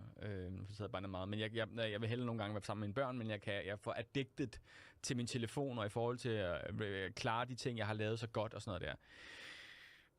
Prøv at forestille dig, ikke? Og nu kommer du også fra en lille tid, det gør jeg også lidt. Jeg var lidt i den der sjove tid, for jeg er fra 96, så jeg er lidt fra den der tid, hvor der lige begynder at komme internet og alle de der ting. Ja. Forestil dig, hvis du fik at vide, du må ikke bruge telefon, computer eller et eller andet i 31 dage. Ja. Hvor stor en udfordring det er for mange mennesker, ikke? Jeg tror, det vil være en af de smukkeste øjeblikke af mit liv. Det tror jeg også. Jeg tror, jeg vil blive så lykkelig. Jeg vil sove bedre om natten. Jeg vil få det fysisk bedre. Det vil være så godt for mig. Jeg har tit, jeg synes, det er mega spændende at snakke om det. Jeg har tit sagt, at jeg tror, at verden vil være et bedre sted uden internet. Ja, jeg er fuldstændig enig. Men det kan også blive brugt til gode ting, selvfølgelig. Men jeg lever af det, så jeg kan ikke tillade mig at sige det et eller andet sted, men jeg gør det alligevel. Jamen, jeg er da enig. Altså, det kunne være meget fedt at bare tale med sine venner, ikke også? Fysisk, og være sammen med dem. Altså, i stedet for det der. Ja, folk jo ikke nu skal alt deles, og alle folk sidder med deres telefoner, og man så endelig er sammen og fraværende, ikke? Jo. Men man kan sige, sådan var det også, da radioen kom, og da bogen kom, og sådan noget der sad folk også bare og læste bøger og sådan noget der, whatever, ikke? Altså, men nu er det bare taget overhånd.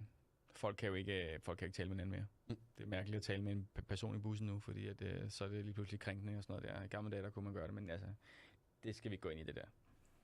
Det vigtigste er, at vi lever i et frit samfund, tænker jeg, og vi ikke ender som for eksempel i Kina. Altså, hvordan de lever i Kina.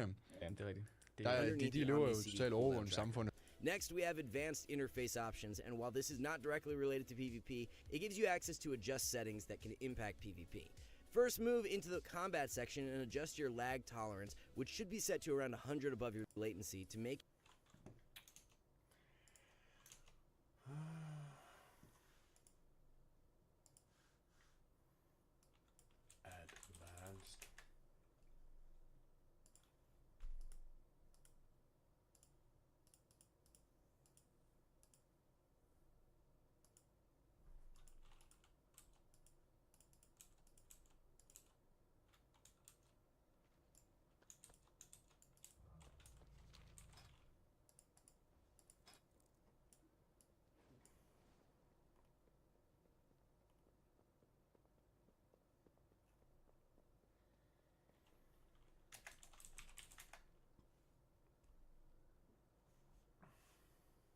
Work complete.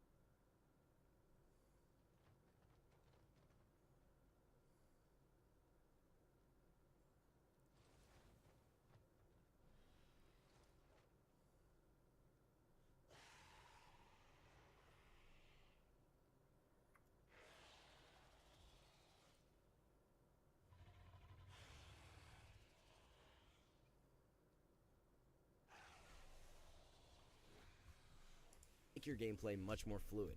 Without going to much, make your gameplay 100 section and adjust your lag tolerance, which should be set to around 100 above your latency to make your gameplay much more fluid.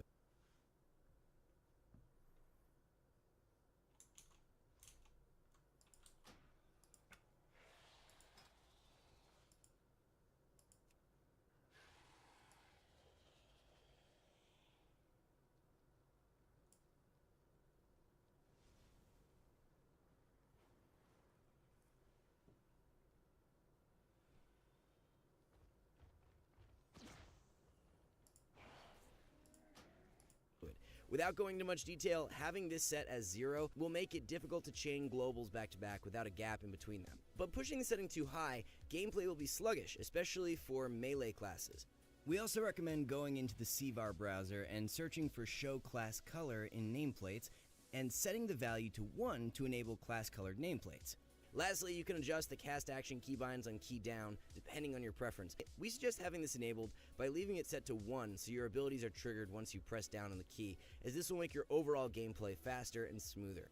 However, some players do prefer to have this option disabled. The benefit of doing so is that it allows them to hold down a key and then have it activate the moment they let go, which can help players do things faster. For example, holding down and then releasing a key to instantly interrupt a spell the moment the cast begins. If you'd prefer to disable this setting, search for action button, use key down, and change its value to 0. Moving on, while the modern version of WoW comes with on-screen alerts to help identify procs, WoW from 10 years ago didn't have such a great quality of life feature. To combat this, you'll want to pick up Spell Activation Overlay. Most classes have some sort of proc that augments an ability in some way, and with this add-on, you'll have an easy time seeing whenever you have relevant procs. The next add-on, Weapon Swing Timer, is really useful for warriors and ret paladins to know when their hard-hitting white swings are about to trigger. The only change here is to disable the target swing bar to remove unnecessary clutter on your UI, and then position your weapon swing timer to where you prefer. You can optionally also set the out-of-combat alpha to 0. After that, lock all bars, and now you'll always see the timing between each auto attack. Another great add-on for both playing as a rogue and against rogues is combat. This add-on allows you to see if your target is in combat, allowing you to know if a target is vulnerable to being sapped. With this information, rogues will have an easier time landing saps, and other players looking to avoid a sap, especially in the opener, can tell the moment any of their teammates get into combat so they can grab combat off of them with something like a buff. Another add-on that most of you are already familiar with but shouldn't forget for Arena is Details. This is essential for self-improvement, so you can compare your damage and healing against others who play the same class as you, and figure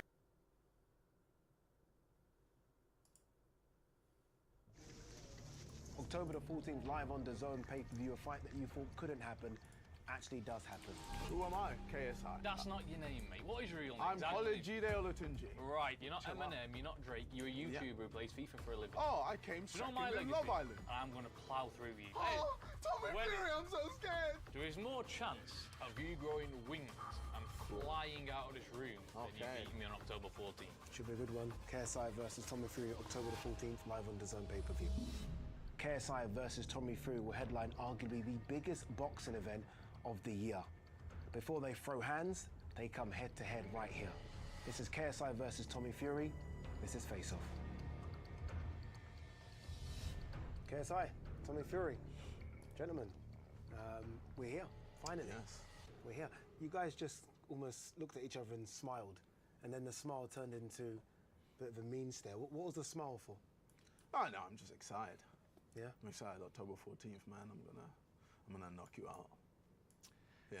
From what I can see across me, you ain't knocking nothing out. I'll be honest with you now, he's a lot smaller of a man than I thought he was. Okay, we'll see. A lot smaller. I'm a fast guy. Fast, Let powerful. me tell you now, I'm All my fast. power's in the legs. I'm powerful. You don't do leg day.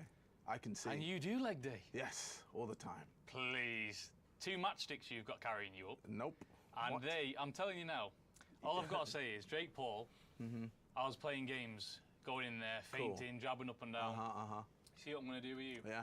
I'm going to come straight to you. Cool. I'm going to hit you hard, and harder.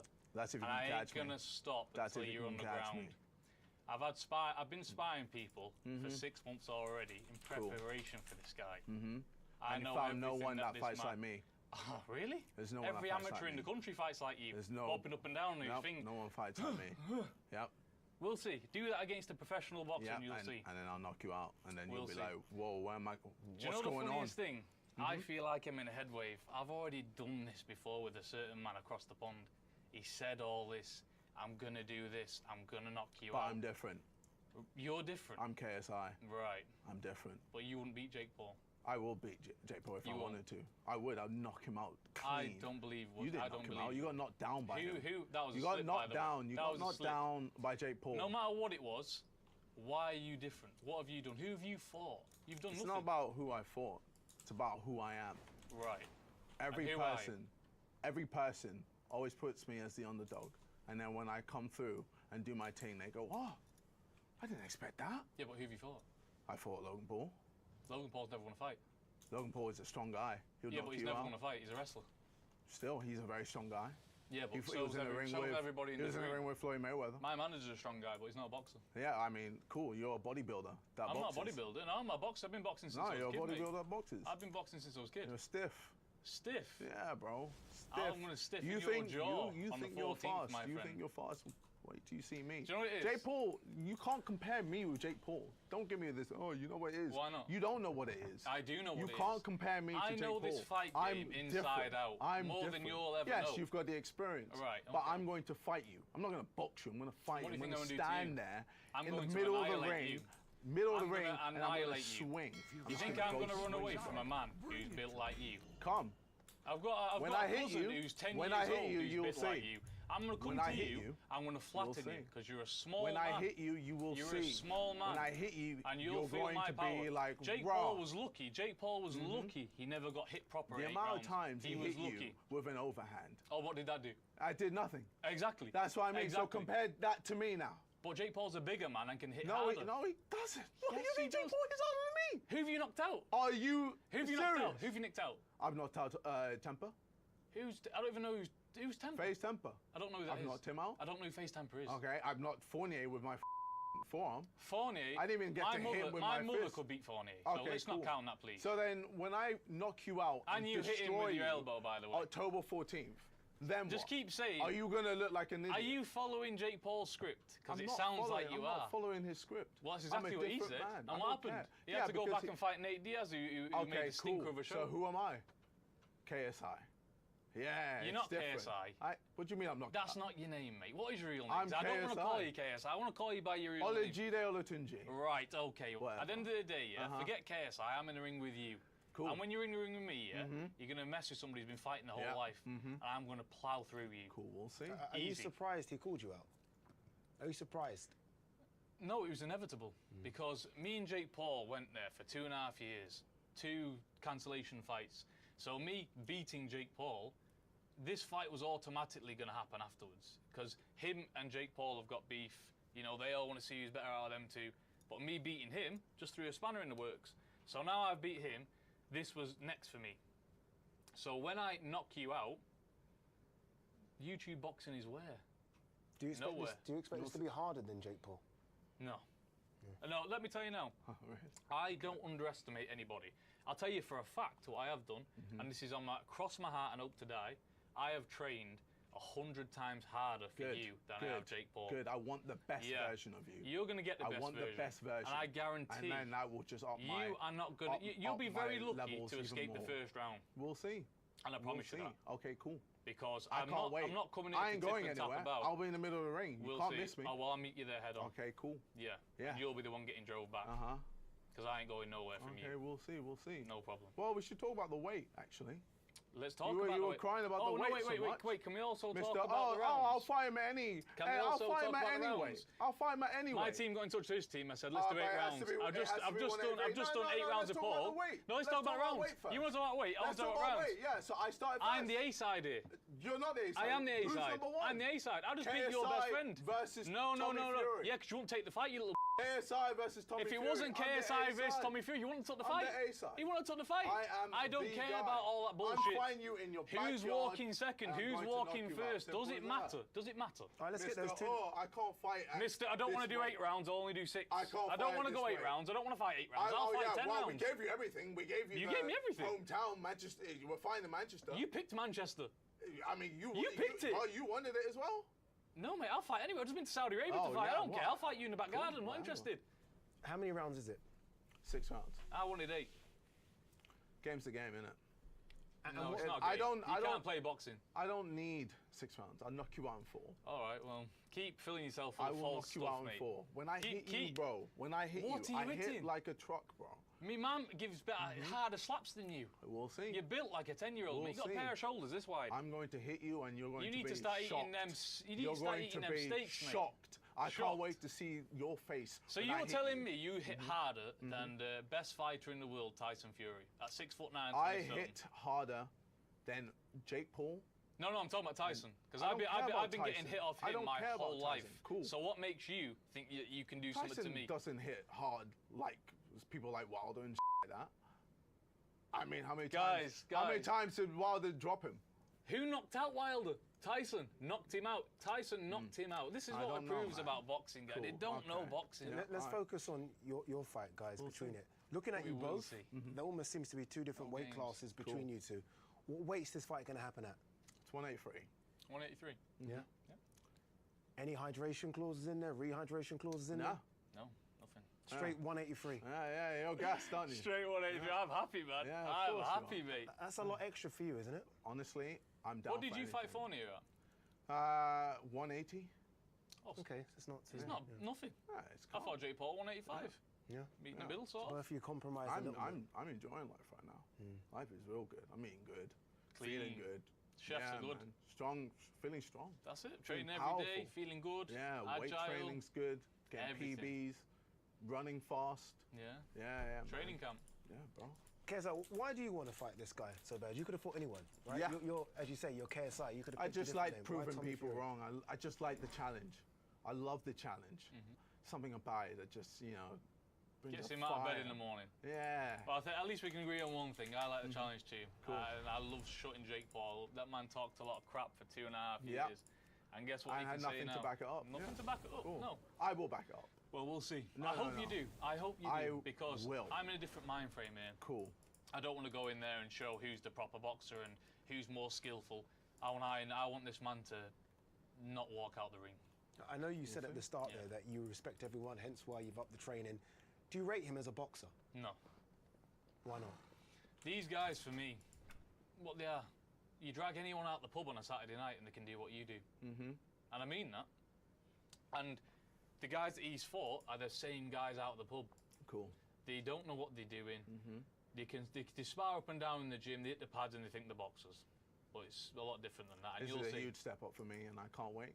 Okay, Yeah. well, at least you can No, recognise that. At least you it's recognise a step up, but I'm Okay. ready. All right. Yeah, you'll see. At least he I realises. mean, I mean, you. At least he's with not like the people- other fella sitting there across the table saying that, it's not a step up, I'm lower, he was in delusional land.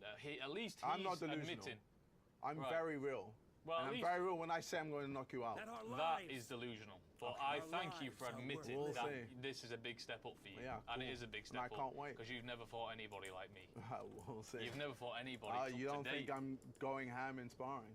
Sparring isn't fighting, my friend. Oh, The stuff that I've done in it's similar. sparring, I've done a lot of sparring. if sparring was like fighting, then I will be a world champion now, let's put it that way. Okay. People can Cool. perform in the gym, but when it's underneath them bright lights, guess what happens? Cool. Arse falls out. I mean, you talk about being a boxer, this or that, Yeah. but you're always running away from Vidal Riley. Vidal Riley? Yeah. Who outside of Vidal Riley's hometown knows who he is? Vidal A Riley lot of can't. people know Vidal Riley. Vidal Riley can't sell a ticket. A lot of people know who He can't Vidal sell a Riley ticket. is. And do you know what the funniest thing is, right? This is hilarious, right? So Vidal Riley, amateur champion, national champion, all this, decorated amateur, whatever.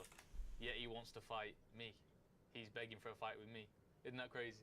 I know it's even crazy. Hey, Do you know what's even crazy? Do you know what's even crazy? What's so crazy? KSI, Logan Paul, Jake Paul, all these big, massive celebrities, they all calling for me. Yeah. I'm here, the king of the hill. Yeah, you're the I've just parasite beat that needs to get beat destroyed. Jake Paul.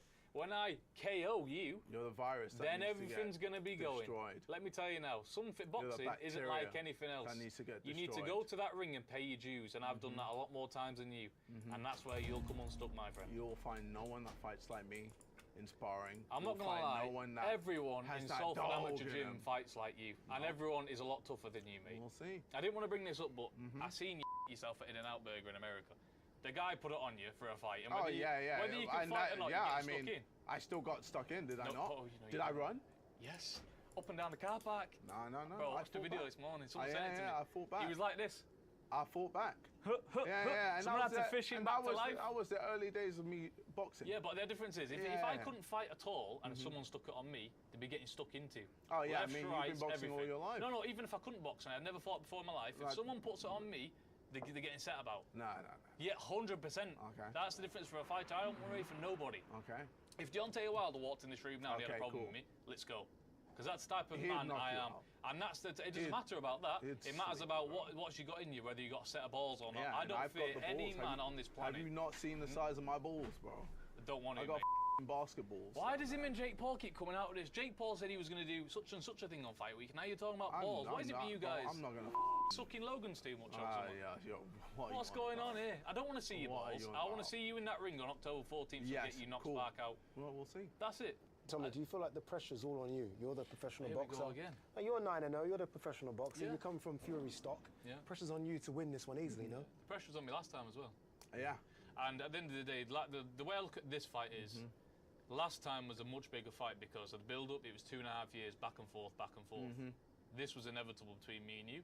The only reason why this could be a bigger card is because you got Logan Paul and the other fella.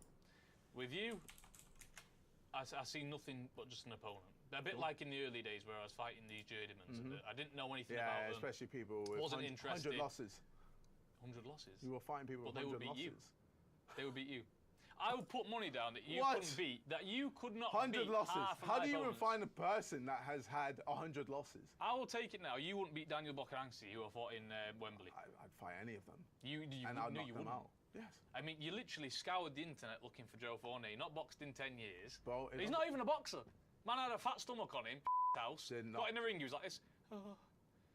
Yeah, because he felt the power.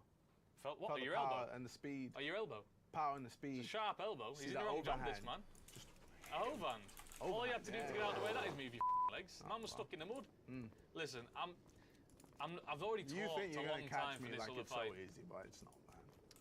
And you think this is going to be a walkover. Yeah, it will. Well, you're going to have a rude awakening. One of us is going to be proven wrong on the night. Yeah. Okay. What did you make of his performance against Jake Paul? I thought it was average. Yeah. I thought it was average, man. I thought combinations were okay. I thought the pace was slow. I thought he just got pushed back too easily. I don't know, I saw a lot of holes and I saw a lot of opportunities. A lot of opportunities. A lot of people say that, you know, watching somebody get in the ring with them is a different story. Look what they all said about Tyson at the start of his career. Fat, slow, can't punch, can't move, can't stop a shot. But when 30 people got in the ring with him, 30 people's lost. So it's a lot of different stories. Okay, and then Tommy Fury will fight KSI and lose. We'll see. Do you blow? I know. Do you know what the funny thing is? I know this man will not see the final bell because I'm training like a Trojan. I won't need to because I'm going to just knock you out. The ref will scrape you up off the floor, my friend. Scrape you like getting some chewing gum off the street. Scrape you up off the canvas. I promise you, because I've never trained like this before. Really? Never. Cool. We'll see. Never. Yeah. Let's see. October 14th, live on the Zone pay-per-view. You heard it here as well. 6 rounds. Catch weight as well. I thought you was going to do that as well. What was that about? There's no flinching out of me, mate. But don't worry, I got a rock solid metal in here and a lot more power behind me throw as well. Well done, mate. Okay. You guys good for a There's handshake? no flinching there. You tried to, but you didn't. And I hope your feints are a lot better. Because that. We'll see. You guys good for a handshake? No, I'm good. No? No. I'll help the referee scrape him off the floor on October the 14th. All right, cool. Should be a good one. KSI versus Tommy Fury, October the 14th, live on the Zone pay-per-view. I booked you a spot in Salford Royal Hospital. Okay, well, I won't be going there. Oh, you will be. It's going to be embarrassing. Oh, you'll just wait. Came in style, baby. Hope the chin's strong, mate. Oh, it's real strong, baby.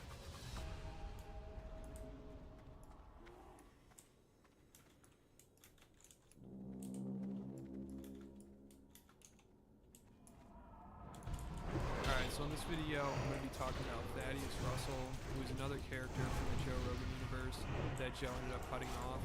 Similar to Dave Rubin, he's also a disaffected liberal, and he made 3 appearances on Joe's podcast. Then during the last one, him and Joe got into an argument, and he hasn't been on since. So if you're not familiar with this guy, he's a history professor that taught in a few different liberal arts schools.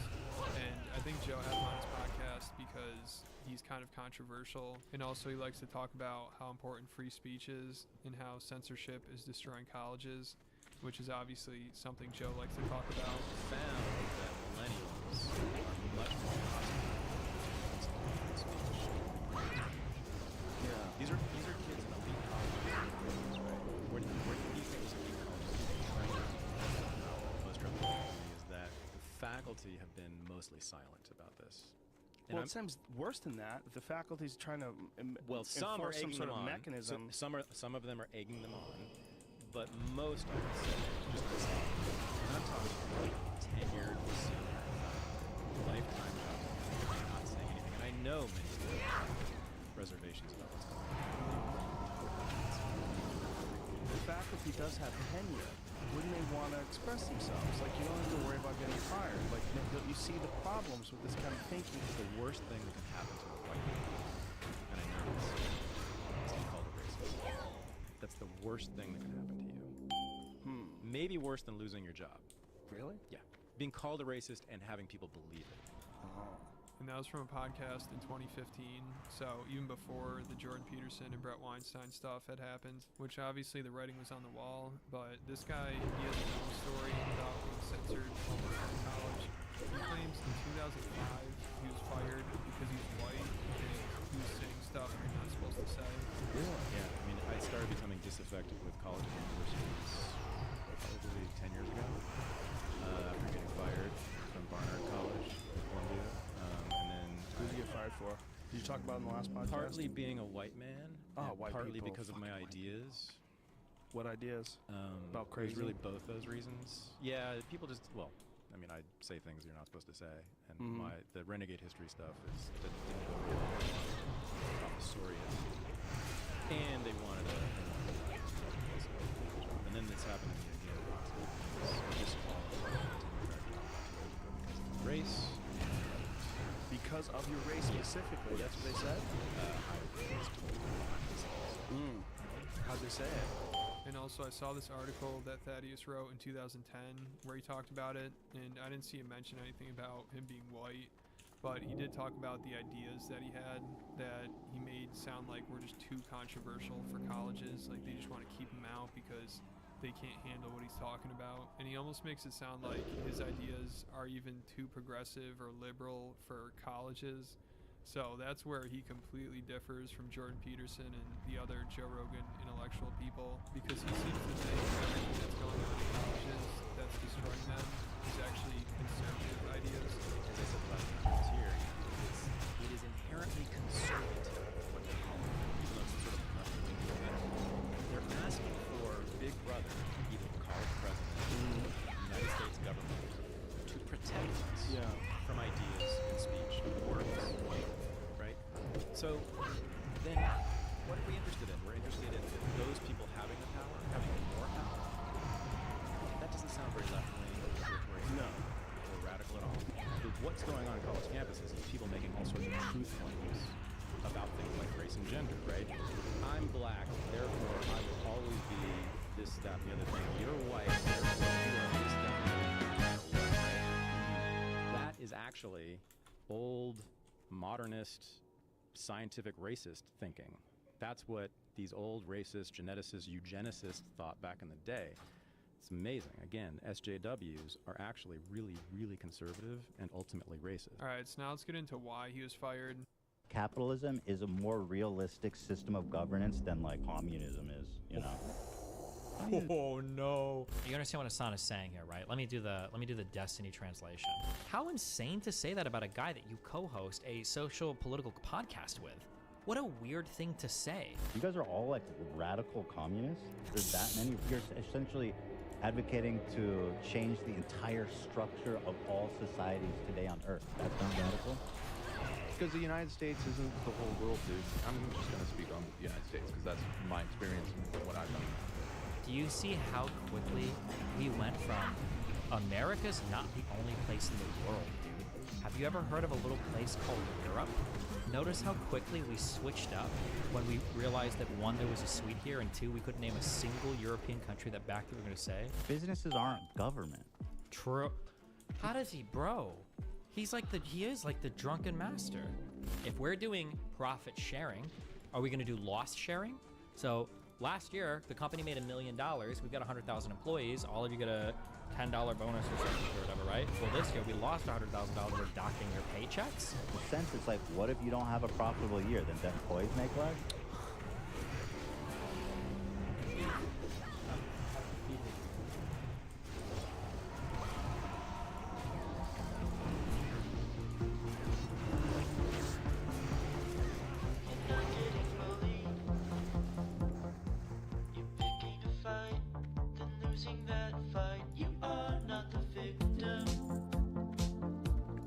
And you are not marginalized.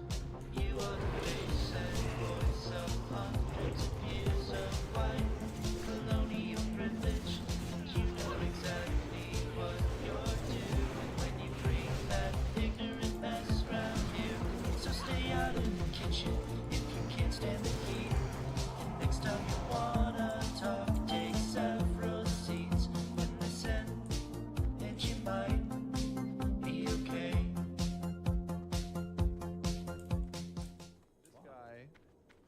is the guy that started the whole avocado toast thing. How do Same you... dude. Hold on. Wait, did he claim that? Huh? How do you claim that? That's like claiming burrito. No. I'm sorry. He didn't say that he invented avocado toast. You remember there was a controversy, the whole meme of like, well, millennials should stop buying. Him. Yeah, he started that whole. Stop with all the avocado toast. Oh, Yeah. he really supports you. This one. He like. Here he is. Oh wow. Yeah, Wait, full screen that. Full screen that. That's crazy. Oh, we are coming into a new reality where first home buyers, second home buyers, and a lot of people won't own a house in their lifetime. That is just the reality of where we're going. So you think that young people have now got the prospect of never owning a home? Absolutely, when you're spending $40 a day on smashed avocado and coffees and not working. Oh, yeah, of course. Oh, that was it, I guess, yeah. Spending all your money on smashed avocado. Today on smashed avocado and coffees, you're not working. Oh, yeah, of course. Dude, wait, this guy... Hold on. I'm sorry. Is this guy a troll? Now I'm kind of wondering if... Is that guy like a memer or something? Or like when I say troll, what I mean is he like part of an org or something and he like tries to farm outrage? Millennials, stop, avocado toast. In Australia of late 2016, consumption of avocados smashed on toast became a target of criticism after columnist Bernard Salt in the Australian wrote an article how young people order smashed avocado with crumbled feta and 5 grain toasted bread at $22 a pop and more, arguing that they should be saving to buy a house instead. Salt later said that his piece was intended to humorously satirize the conservative attitudes of baby boomers.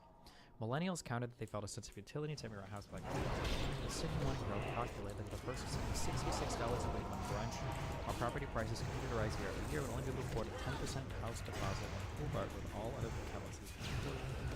Furthermore, cafes were said to become the primary space for lunch with their friends, and maybe controversy several cafes offered discount versions of smashed avocado. Tim Gerner, a 35-year-old Australian property developer, stated in 2017, millennials should not be buying smashed avocado. Florida lattes and home ownership. In response to this, savings for going up for the toast rate estimated €500 annually, and at this rate it would take over 500 years to a house for Ireland. His statements just sound like so hyperbolic and crazy. Fuck, this guy sucks. He really sucks.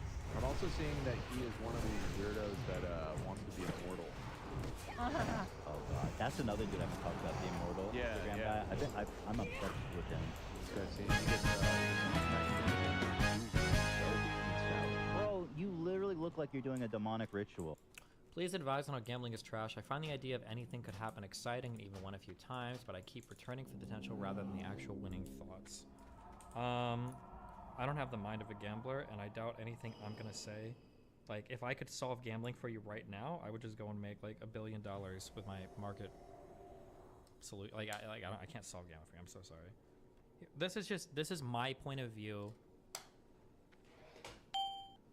This is like my point of view for how I view gambling mathematically, for why I have no interest in it.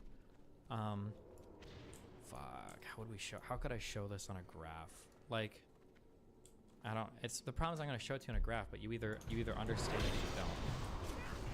Like, every single time you make a bet, you, like, the variance for your bet is like, you can either do like really well, you can either do, we'll say really well or really poorly. This graph isn't gonna make any sense. What I would say is that, like, over time, if this is like all the possible outcomes of betting, over time, as you bet more and more and more and more and more and more, you bet more and more and more and more and more, you might start off really bad. Oh, you can't see. You might start off really bad, you might end up doing really well, but what ultimately happens is the more you bet, the more the variance decreases, because higher amount of repetitions means lower volatility. Assuming the odds aren't changing.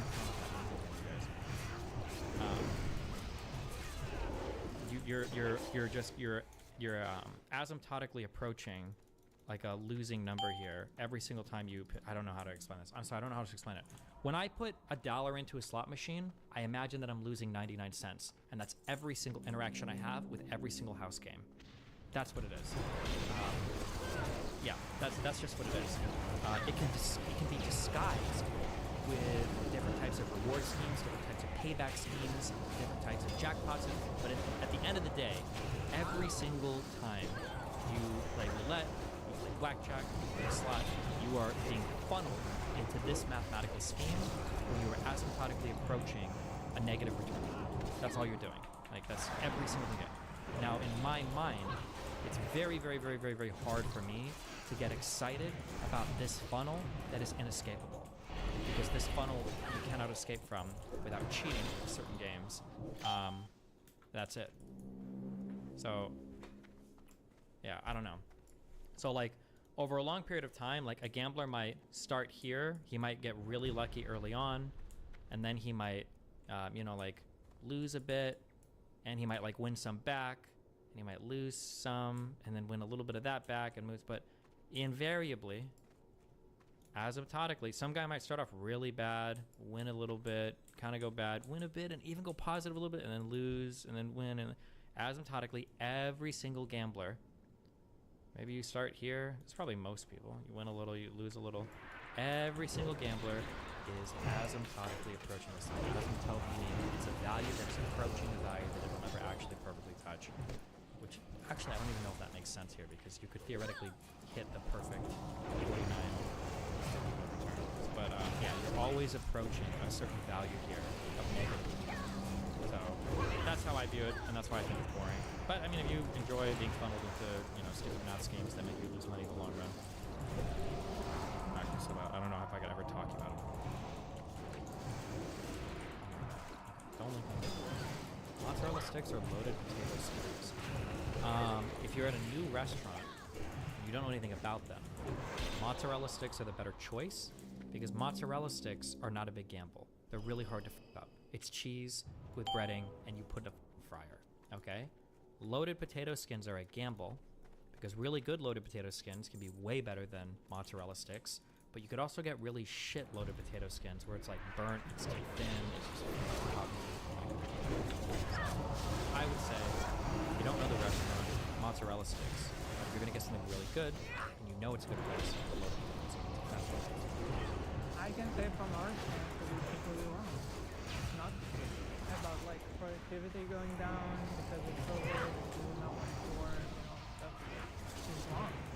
Well, if your business model is reliant on exploiting workers, then it is going to affect the bottom line. Yeah. If you're McDonald's, if you're Walmart, if you're, you know. I mean, in a way, we've learned that a business can be more accommodating to people and still work. Like today, some people might come for an interview and they'll ask for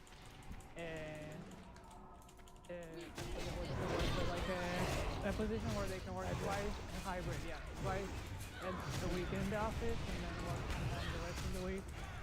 Stuff like that, where I think it was educational for everybody on both sides. And what are you trying to say? Yeah, dude. It's like Servant 17. Crazy, it's a good hairline. And like, that if you follow like where his head actually, like the head is a lot of real estate. That's his business. Hold on, 1 second. I'm sorry, I have to. Okay, sometimes I said 50% of my food takes are me. 45% of my food takes are. I have an opinion, and I understand that it's probably not the popular one. 5% of my food takes that I give are just, they're correct, and if you disagree, you're wrong. Okay? Somebody said, I've never been disappointed with potato skins, and mozzarella sticks are always sad, even with sauce. Okay? Number one, there are absolutely horrible potato skins out there. Okay? People, sometimes you get ones that are too thin. They get burned horribly. The skin is like peeling off the potato in the worst way. The toppings aren't evenly distributed on the potato. There'll be like a hunk of cheese on one side. There are absolutely horrible potato skins. Okay? That is not true, that they're always of a consistent quality. Fried stuff tends to be about as good as any other fried thing, because all it is dumping something in a fryer and taking it out, right? Like, I've been to $250 a plate restaurants, okay? And I've had really good, like, beer-dipped, flawlessly crafted onion rings, okay? Amazing. I've had really good onion rings, okay? And I've had onion rings at Applebee's. Both of them are pretty good. The really expensive one is better, but not that much better. At the end of the day, it's all onion rings. It's good, but it's not like blowing my mind. It's not gonna be the same difference as there'd be between like a high quality and a low quality cut of steak, right? Yeah, I think that if you're talking about like simple, just like simple fried things, I'm not talking about fried chicken, just like simple fried things, generally, there's not gonna be massive differences in quality, generally. I guess maybe we should listen. He's probably pretty smart with that big, right? That 5 head. That's so sick. It's just that 8 head. But like, I fundamentally disagree with his theory that we must exploit workers for. It's like, dude, when workers like if anything, make more. French fries have pretty variable quality.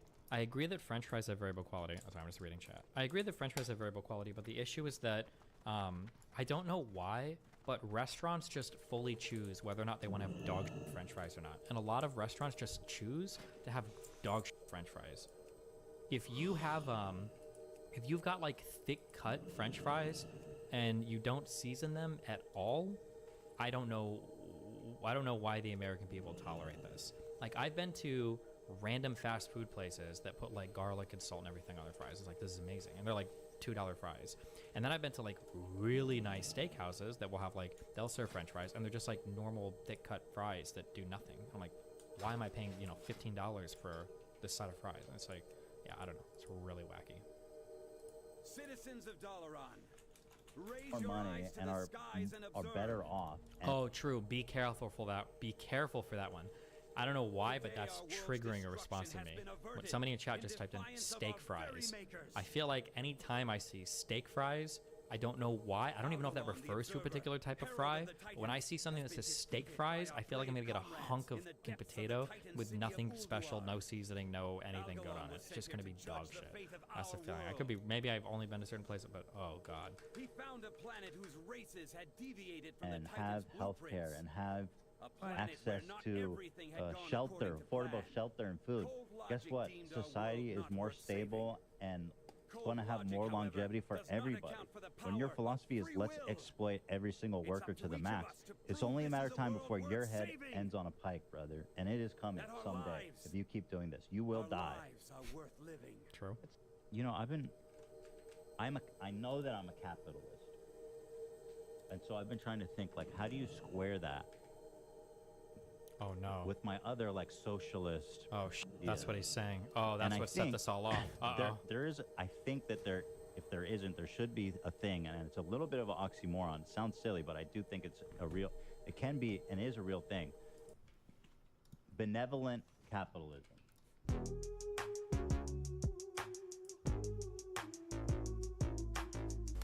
Oh no. Does that sound silly? It's called being a social. Hot take, 90% of people who require that they can work from home just don't want to work. People inevitably do way less when they work at home. Ethan says cost nothing, LeMayo. It costs paying them. I mean, like, you're half true when you say that, but like, the reason why I think a lot of people want to work from home, it's not that they don't want to work, it's that they don't want to have to go to the office and look like they're fake working when they don't need to be there for as long as they are, right? I think that's I feel like the issue that we have, is we have a really hard time being honest about how much labor is required to do certain things. And I feel like we're stuck a little bit in the past. We're really attached to this irrational idea that real work is 40 to 45 hours a week. And if you're not doing that, then something is broken. Like, if we were to scramble everybody's brain and get rid of this notion that every single worker needs to be working 40 hours a week because that's just like a full-time employment, I feel like we would radically change how we approach a lot of white-collar, especially software engineering jobs. Actually, software, not just that, but a lot of in-office work in general. I think it would be a healthier environment. You could just pay workers based on their output, you know, like how much you could do to the company, what are you worth? It'd probably be about what the salaries are now, but then we don't have to all live in this weird, because it's funny, because it feels like we all live in this weird delusional world where we all pretend that like it takes me 40 hours a week to do this job, when the reality is for a lot of programmers and shit, it's like less than 20, if that, with some weeks being harder than others. But yeah, I don't know. I feel like this unhealthy delusion that we've collectively bought into is like a result of just kind of like the archaic labor practices of old.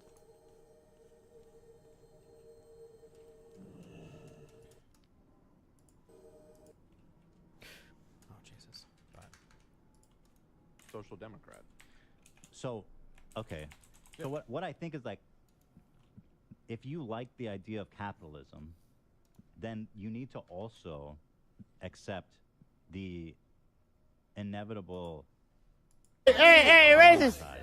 Hey, Listen, fuck you, nigga, certain bitch ass things that are nigga, good, fuck you, bitch ass but nigga. to Whatever, acknowledge I don't those know good what's going on. things, or to collect Yeah, rent yeah, from those man, good nah, things, man, or to nigga, benefit yeah, from and those what? things, we have to acknowledge the Just drawbacks don't- as well, and we need to counteract that, right? Like, those All are you good have things to say don't grab nothing. Oh. Like, if how you Anonymous live sent 3 is dependent on you working, right? Then you need to guarantee people jobs. It doesn't make sense. So because without that, then you're basically saying, yeah, just as a consequence of this, some people are going to be homeless and destitute. And so Get Ethan on stream that's if you ever wanted to, unacceptable, right? I mean, that's psycho. I just accept that as a fact of life. And so, like, I think the government should have guaranteed jobs for people that want to work. The econ libs on Twitter have same takes as you for most of the time. I mean, like, yeah, obviously it's the standard econ take, but the problem is there are no, like, econ libs just aren't very popular. On the internet, it's all far right and far left. And the general trend for content creators, I think, is a populist one, which is relatively anti-capitalist. I don't think Trump's fans are big fans of capitalism. I don't think, obviously, far left people aren't fans of capitalism. Like, You know, that pay enough for the Hey, minimum, hey, amount hey, needed hey, to have hey, shelter and you food. might be I out think me. shelter should be guaranteed. Destiny, as a small business owner, having employees in the office is important. If something happens out of the ordinary, the ability to more easily talk to my employees makes everything easier. I can agree with you that there are benefits to being in the office, but I think that employers have kind of lost trust. Or I think employees have lost trust in employers because so much of like meeting time and stuff is just a massive waste of time. That they would have been better off doing.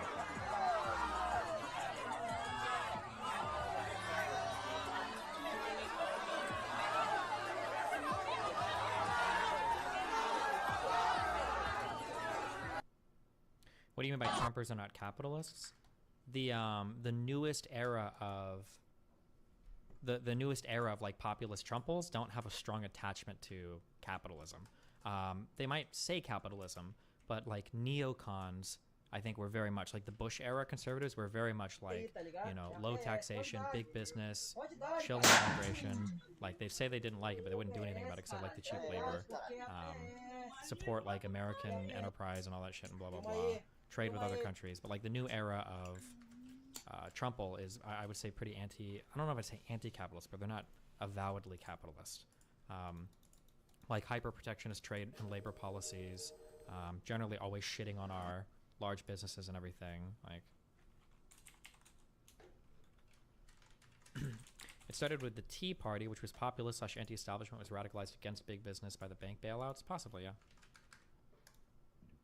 I think food should be guaranteed because, again, we want the capitalist society and all the good things that benefits us. I do like the system of capitalism. I think it's good. But so we want all the good things, but at the same time, it does, if it's unchecked, it makes society, the distribution of wealth and like the stability of society goes totally off keel. And if you need a job to provide food and shelter, then again, that's the capitalism, right? So you have to guarantee those things. So I think work, food, and shelter should be guaranteed rights of people living in capitalism. And education. What was the last book you read that really opened your mind or enlightened you in some way? Bro, I don't know. And healthcare. The Bible. Right, and Jesus healthcare Christ. should be too, yeah. Yeah. I mean, those are even like the three most basic, but I actually, yeah, healthcare, you know, should be, and education. As an SDE, I feel there is more innovation on the product by being in close proximity with coworkers, but as I grow in seniority, more people need me. It's extremely hard being in office to stop me from working every 15 minutes. Sure, and there are, I've heard both sides of this. It probably depends a bit on what your job is, and it's why I think personally, I say personally as I don't have a software engineering job, probably mixed model work from home and work in office things are probably preferable, because there is, I'm guessing based on what I've heard, if you're in a giant office environment and you need help from somebody or some collaborative effort would improve a project, being in office is probably going to increase the likelihood of you engaging with other employees versus having to like fire off an email or some shit. Like, I bet that there's a lot of productivity gains and a lot of collaborative things that happen if I can just like walk down the hallway and shout at a dude that's like working on some other product or on some other project and like ask him questions or something. My guess would be that. So like hybrid models are okay, but like 5 days a week, every single week, all the time, blah, blah, blah, like I don't know if you, I'm not sure. Any news on the Venture debate? Oh, still waiting on everybody.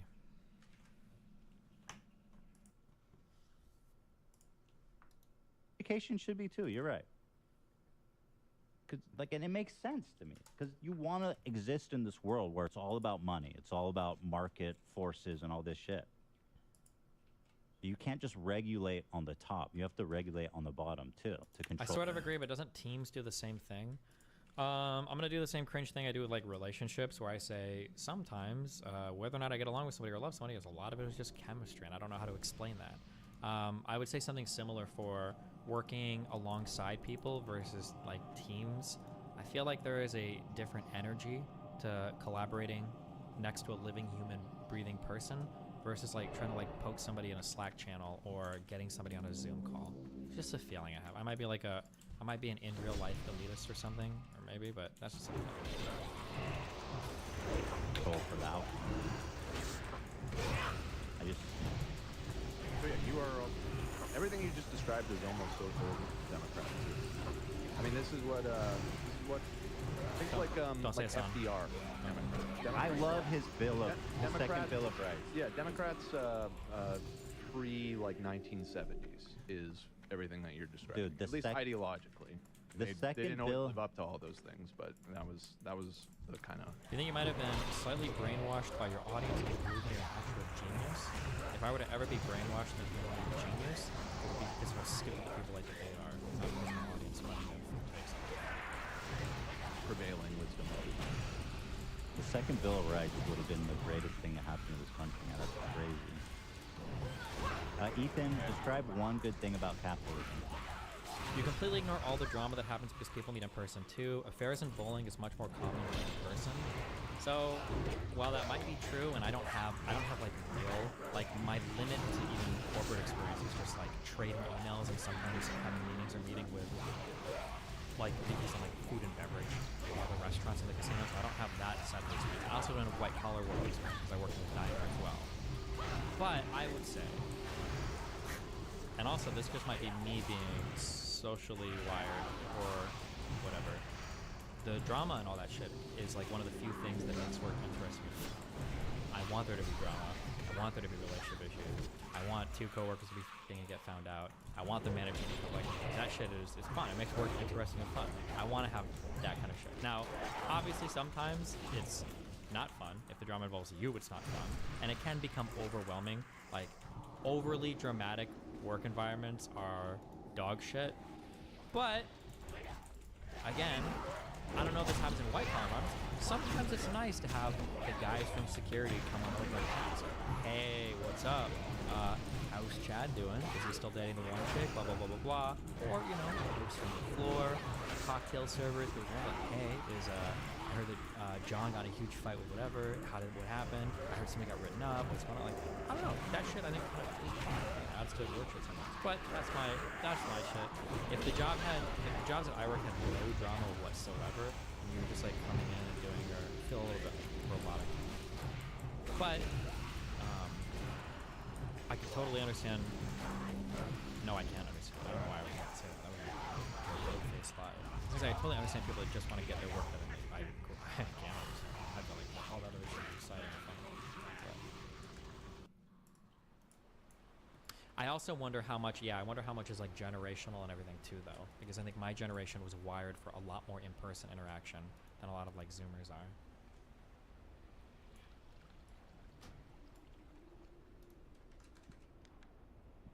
First of all, I think it's like the natural inclination of some people. Like, I don't think it's even realistic to say, I want to live in like a perfect communistic society, because that just doesn't work. It's antithetical to human nature. Not to self-report, but do you think that a majority of white-collar jobs just don't need to work a full 40 hours a week to be successful? Yeah, that's what I was getting at earlier. Yeah.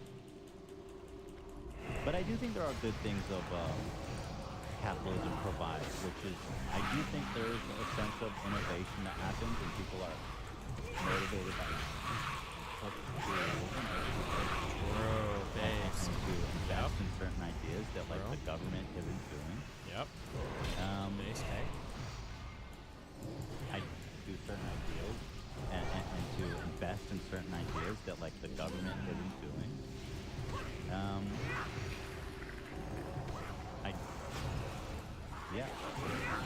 I don't hate the idea of like people who can be successful.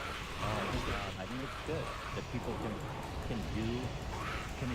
You're thinking of post-capitalism. It's such a dumb joke. Hassan, help us.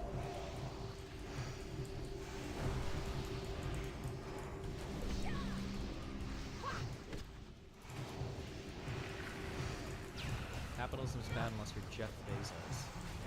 Capitalism is the cool modern technology. Capitalism is the law society of pay distribution. Hassan, only thinking about it slowly, so American. I wonder where this guy lives, where he thinks he doesn't live on capitalism.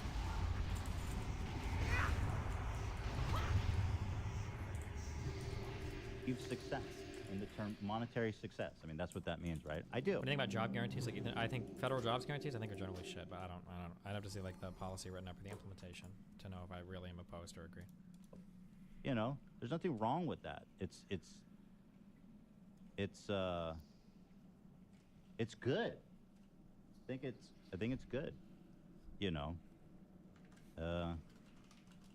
Yeah, it encourages efficient production, right? I mean, if there's a money incentive, like if everything was owned by the government, it would remove a lot of efficiency, perhaps, when people aren't motivated by money and stuff. But this is all silly. Again, it all sounds very vapid, and you know. When you describe it, because capitalism is inherently, it seems like, based on hedonism, right? It doesn't come from like an altruistic place. So that's why the important part is to make sure that there is altruism and humanity that is kept in this, you know, rat race, which is capitalism. That's it. The second Bill of Rights, FDR tried to pass, and he was close too, man. The right of every family to a decent home, the right to adequate medical care and the opportunity to achieve and enjoy good health, the right to adequate protection from economic fears of old age, sickness. These one thing that I like about the American Constitution, and that I don't like Scalia.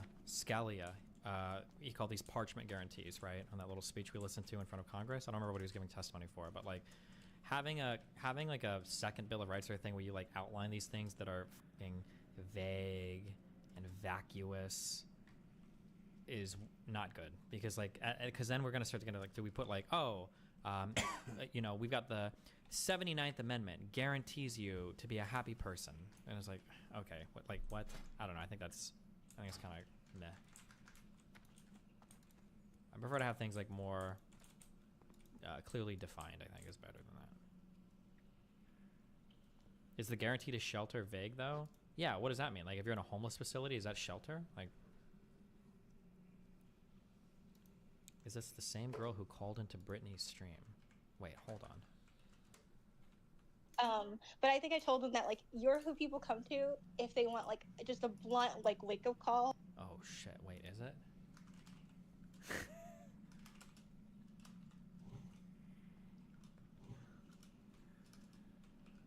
Oh, never mind. Okay, it wasn't what I was about to say.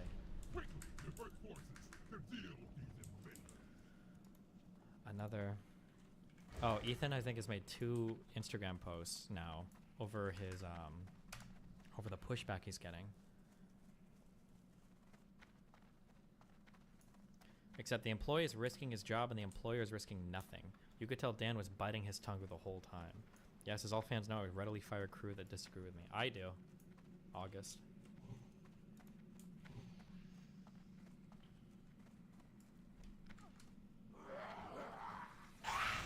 This is word for word of Hassan take. He says this all the time. Nice. Accident and unemployment, the right to a good education. He was going to draft the second Bill of Rights, and it was close. It was really close to passing. He was on some king shit, wasn't he? No. There you go. I don't know what you want from me. I think that capitalism is a more realistic system of governance than like communism is, you know? Oh no. And based. It never works because people are inherently corrupt, and whoever. Now, I don't like these takes. And I understand why people do them, because the simplicity is sexy, okay? We want like very simple takes on things. Capitalism works because humans are greedy. Communism doesn't work because humans are greedy. And yeah, we just can't share and get like, no, communism doesn't work because command economies are bullshit, because the calculation problem is probably insurmountable, because not letting markets like freely allocate capital or set prices or control markets using supply and demand, like, these are way more efficient mechanisms to accurately determine prices and inputs and outputs. Like, there are good reasons why capitalism works. There are really good reasons why communism will never work, absent like some master computer that can control the society. It's not, I understand people like to say it, but it's not really about like human nature makes it so communism and capitalism doesn't work. Hey, J Trip, relax, thanks for thinking this up. It's just, there's like, communism and socialism are shitty ways of structuring economies. Like, full stop. They just suck. It's shit. And capitalism is a really good way to efficiently allocate capital to things that make money. That's all it does. Who's in charge? Who's gonna... They're gonna be greedy, they're gonna be corrupt, they're gonna fuck everything up. It doesn't make sense to me that system could work where everybody just acts in good faith and does the right thing. So as long as there's no like mega losers in capitalism, if that's something we can regulate, then I do believe that it can be a benevolent thing. Yeah, capitalism breeds greed, exactly. And you know, they say greed is good, and there is some truth to that in measure, right? You know, it's an inherent quality of man, and it can sometimes drive innovation, efficiency, all this kinds of stuff. You know, you think that because you benefit from it, you think obviously, yeah, yes. Well, his opinion is obviously going to be his opinion based on his experience. But I feel like that's always been my opinion, frankly. So, this was the other story. Please do not take these political conversations so personally. Being called a class traitor 1,000 times for defending a social democracy and full socialism. I do not want to have girls like this anymore. It's probably the least productive outlet.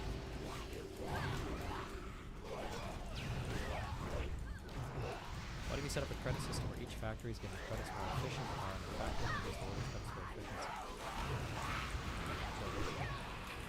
I'm just saying the fact that it benefits you is obvious that it's gonna affect your opinion.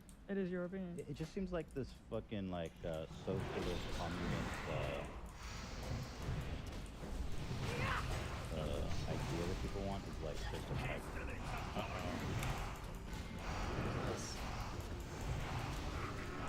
Peace and love, man, is one of those.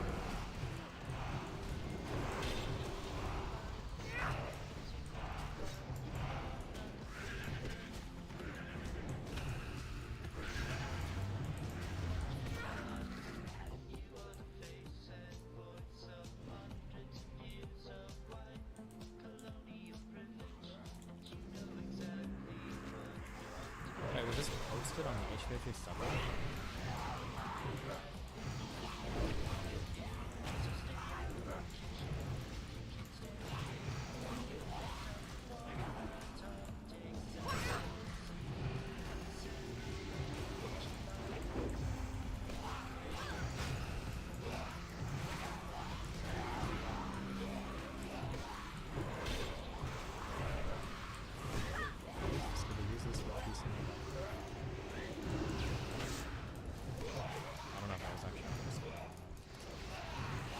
What is the idea that people want? I'm kind of curious because I see so many people in the chat saying no. I don't know what y'all are tripping about. Like, what the fuck? What is the idea that you guys people like are looking for to hear? I actually don't know. Like, it's almost like weird virtue signaling. You're like, I'm living in modern day America, but I want a full communist revolution. Oh, what's this?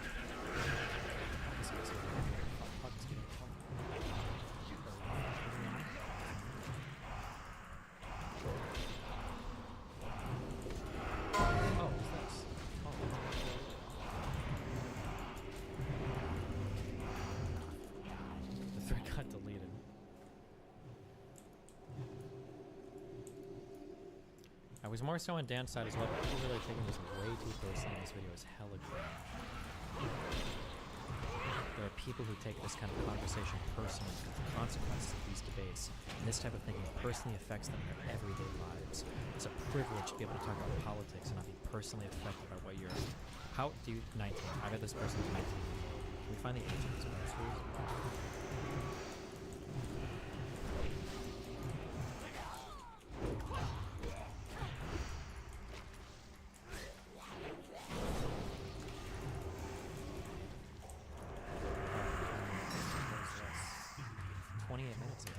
Just happen? Okay, so what if we ran companies that way? Because companies aren't democracies. They're totalitarian. So how do you run a company? What? A company cannot be totalitarian. Where did he get that argument from? Companies aren't governments. Like, that's like, I mean, like, you could like, as a joke, you could analyze things that way, or not really as a joke, but maybe it's kind of like an interesting, maybe as an interesting thought experiment. You could run it that way, but like it's not very meaningful, right? Like, do you think that democracy is the best form of governance? I truly do. I truly do believe democracy is really interesting because you've got a child, and I notice you don't let him vote on what his rights are. Well, okay. Oh, so would you say that you run your household incredibly pro the house's name? You advocate for your family, probably above all else? Yeah, well, obviously, it's my family. Oh, and what, you run it as a dictator? Sure, yeah. Interesting. So kind of like a ultra-nationalist, authoritarian, totalitarian. So you're a fascist. You're a fascist. It's like, okay, yeah, like, sure, yeah, I run my house like a fascist. I guess, technically, yeah, that's true. But it's like, the form of analysis doesn't really work when you're applying it to firms or households or schools or, you know, like, it kind of breaks down a little bit for a variety of reasons. Namely that there are different expectations and responsibilities placed on firms and governments.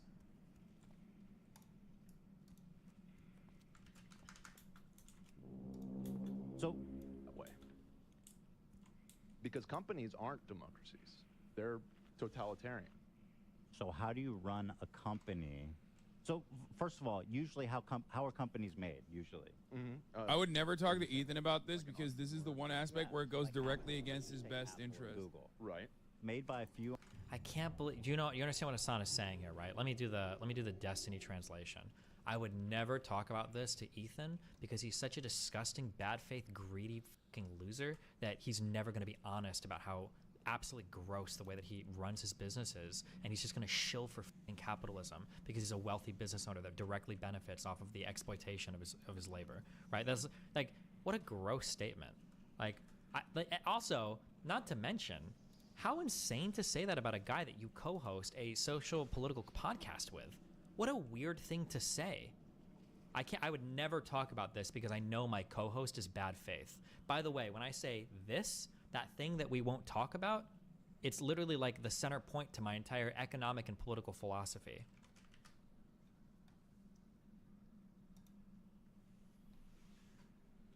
Move it a bit away from the edge. You can use floor hold to go through, then run it down the pillar. Can you replay what he says again? He basically just claims that Ethan is too bought into capitalism as a business owner to even have an honest opinion about this, so Hassan could never reach him. That's essentially what he's saying, right? First of all, usually how are companies made, usually? I would never talk to Ethan about this because this is the one aspect where it goes directly against his best interest. Google. Right. Made by a few like, I wouldn't debate Ethan on this front. I mean, obviously it's different for Dan because, like, Dan is an employee instead of an employer. Bro, come on. What a rude thing to say about your podcast co-host about politics. That's such an unbelievably shitty thing to say. Like, imagine if Ethan was like, I think that talking about the current state of world affairs and what's happening in Ukraine and China is important. I don't really think I would discuss genocides, though, with a Turk. I don't think I would discuss genocide with Hassan because obviously he's very motivated to deny, you know, his people's path. Like, could you imagine saying something like that? Like, it would be so, that would be so wild. Like, bro, Hassan is your podcast co-host? Why would you say that he's not capable of engaging on something on a political level? That's so unbelievably true. Like Dan is you know, he works with Ethan in a different way. But if I were to debate someone who is a business owner, what does he mean? He works with Ethan in a different way. You mean he works for Ethan? Did he just avoid saying that? Friend or not friend, like that's not a talking point that I would use because that shuts you out of the combo aggressively.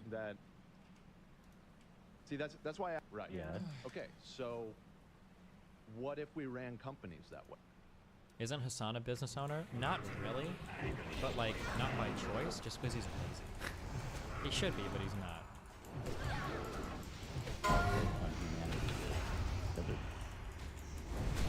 Dan, do you know? Because you know everything. Yeah, I don't really. Do you really want to get into this right now? I don't know. I'm actually curious. Right now. So. Okay, that's they fine. think that, like, I'm actually curious what, because like it seems like the majority of the chat is disagreeing, and so Well, we have a like, very left-leaning audience here on the H3 podcast, and I'm sure plenty of people agree with you. I'm sure, but I mean, obviously, I think we are left-leaning too. so anti-capitalists are going to speak up when you're getting impassioned. But I wouldn't say it's impassionate, but I do defend. I am a capitalist. What do you want? You know what I mean? Base. And I think it's. But the Base thing that is, he like, said they that. think that like So workers base. should share in the yeah, that's the fundamental difference. Is that workers should get a % of your earnings, essentially, a percentage of their production. You know, I don't really, I don't agree with that. I don't think. I mean, in some cases it's true, but I think you do have an obligation to make sure your employees are well provided. You know what I mean? Like, that's for sure. Fuck it, chat. You're watching a capitalist fig. Deal with it. I don't know what the fuck. You guys are all like radical communists? There's that many radical communists? Oh my god, Ethan is having a destiny moment. Wait a sec, guys. When you all were like, we love communism, you guys aren't actually like radical communists, right? Wait, really? He's like, no.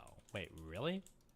radical communists. Not everybody that's anti-capitalist is a communist. It is kind of a... What a weird statement. Not everybody says anti-capitalist. What are you then? What do you mean? Radical take, being like full anti-capitalist. I mean, you're essentially advocating to change the entire structure of all societies today on Earth. That's not radical? Is there anywhere in the world that is doing that? Uh-oh. Not really. Uh-oh. China's apparently communist, but it's not really. It's not. The people couldn't do whatever they wanted North during Korea's COVID. communist. Well, not really. Yeah, that's not really. Yeah. Russia is, well, what? I don't know what Russia is. No, not really. I don't think there is. I don't think there really is. Uh-oh. But how is being anti-capitalist not radical? Talking about the accusations against Russell Brand? Not yet. Just in theory. Because how? Because the United States isn't the whole world, dude. Like, what country is not? I mean, I'm from. Oh my god, dude! I feel like Ethan is like a 160 IQ guy stuck inside of like an 85 IQ brain. I don't know how to explain it. He has this way of just like asking really profound questions, kind of, in like the dumbest and simplest way. He does this over and over and over again. I love that Ethan, like, I don't even know if he's aware he's doing this. Ethan just like asks really good questions, and he brings up really good points in like the most kind of aloof way. Like, well, it's media propaganda that's made us appreciate Taiwan, and look, we don't even care about Yemen, and blah blah blah blah blah. And Ethan's like, well, like, I mean, yeah, but don't we like trade a lot more with Taiwan? So isn't that kind of normal? He just happens to like so nonchalantly kind of cut the bullshit and ask like the best kind of question to center the. It's really funny, drunken master style, and it's just so funny to like listen to him kind of. It almost sounds like he's stumbling through these very concise and to the point questions. It is so funny to listen to him do it. It's just so funny. most Israel, of but Western Europe it's pretty has much the same large thing. anti-capitalist socialist political parties. Some of them in what? Just in theory, because how like because the United States isn't the whole world, dude. Like what country is not? I mean, I'm from most of Israel, Western but Europe it's pretty has much the same large thing. anti-capitalist socialist political parties. Some of them in power at times. Some of them. Where if Ethan, now this would be mean of Ethan, and I understand it would be mean of Ethan to say this, but because asking like for a source on the spot, but this is because which country has a vibrant socialist movement?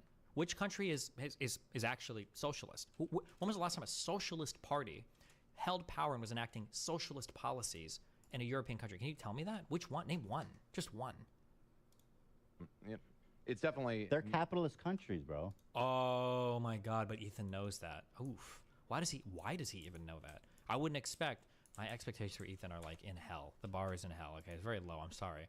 But like, I wouldn't even expect him to necessarily know that. But that is true. Sweden is a capitalist country. Norway is a capitalist country, okay? Most of these countries are capitalist countries. And he knows that. Name one European country that isn't. Oh no, he did it! Oh, he did it! Oh no, he did it!